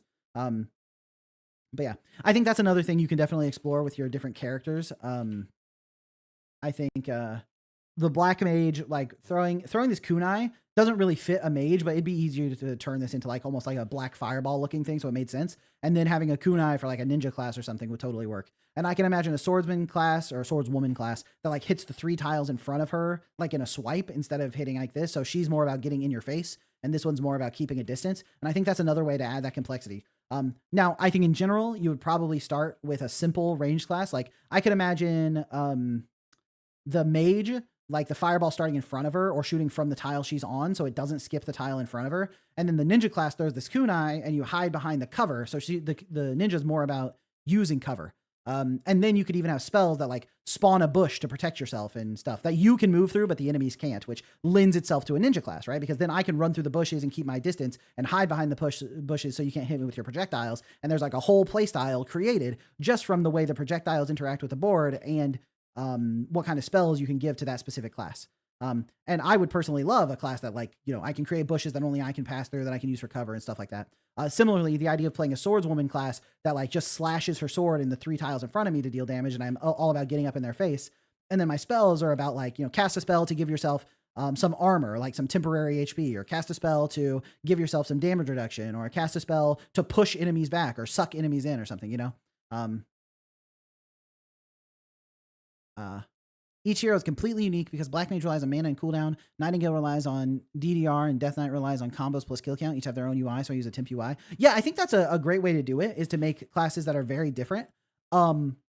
That way the different gameplay patterns feel really nice. But I think you also, like when you're working on your systems design, which I think is one of the things you do a lot that you're very good at, when you're working on the systems design, think about like ways that you can make classes play and feel entirely differently without needing to totally rework the entire like gameplay system. Like I think this spellcasting mana system can work for any class. I know right now it is specific to the Black Mage, but imagining this for this exact same system for like a ninja, where I'm like trying to upgrade my bushes to create like a row of cover, or to like upgrading it actually reduces the cooldown so I can use it more often, or similar stuff for the swordsman class where it like attacks in front of her. I think there's like a lot of ways you can differentiate your characters, but obviously I would need to play the other classes before I can give too much feedback on what I would do for those. But I think you made something really fun, and I think it's obvious by how much I enjoyed playing it that it's a really solid game. And I'm super excited to see where you continue going with this, because I think when I played your first Mega Man Battle Network game, I already thought it was really fun.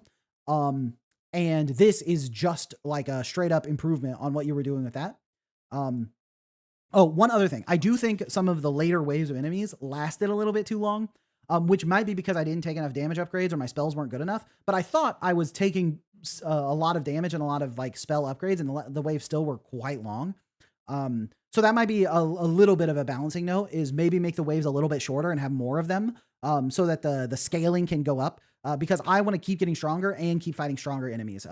Classically in roguelikes, what you want to do is make it so that like I need to be hitting like really cool spells and really good synergies and really good combos. That's the other thing, is right now the scaling in this game feels pretty linear, where it's like I get stronger at a very even pace. And it's like getting my level 3 spells. Those level 3 spells felt great, which is a huge upgrade. Going from 2 level 2 spells, or to a level 2 spell and 2 level 1 spells, to a single level 3 spell feels like a pretty significant upgrade, especially for the ones that like our AoE and stuff for clearing out waves of enemies. But it would be nice if there were ways for me to hit cool combos, It's like these spells, I don't know if they actually are doing a damage type. Like I don't know if shock is doing lightning damage, but if they are, if elemental stuff exists, then having an equipment vendor or something like that where I can increase my lightning damage and do a whole lightning build, so I'm running around like stunning people with my sparks and stuff like that. I think that would be really fun. But that's just another system you can add on top, and you already have plenty of complexity. So but it is a way that like right now when you're balancing the game, I think it's going to be a little bit tough to figure out exactly how you make the insano builds and how do you do the scaling in a way that doesn't feel quite so linear, so that the later rounds can still be just as enjoyable and you can give players a bit of a power fantasy. But that's sort of where I would take it. But yeah, I think that's where I'm going to end the stream for today. Thanks everyone for tuning in. Really great games today. And yeah, I had a good time. And if you're still watching, make sure you like the stream. If you're not subscribed, that would be shocking to me because you're watching the stream. So hit the subscribe button, all that good stuff. And I'll see you all next time. Thanks for hanging out. Peace.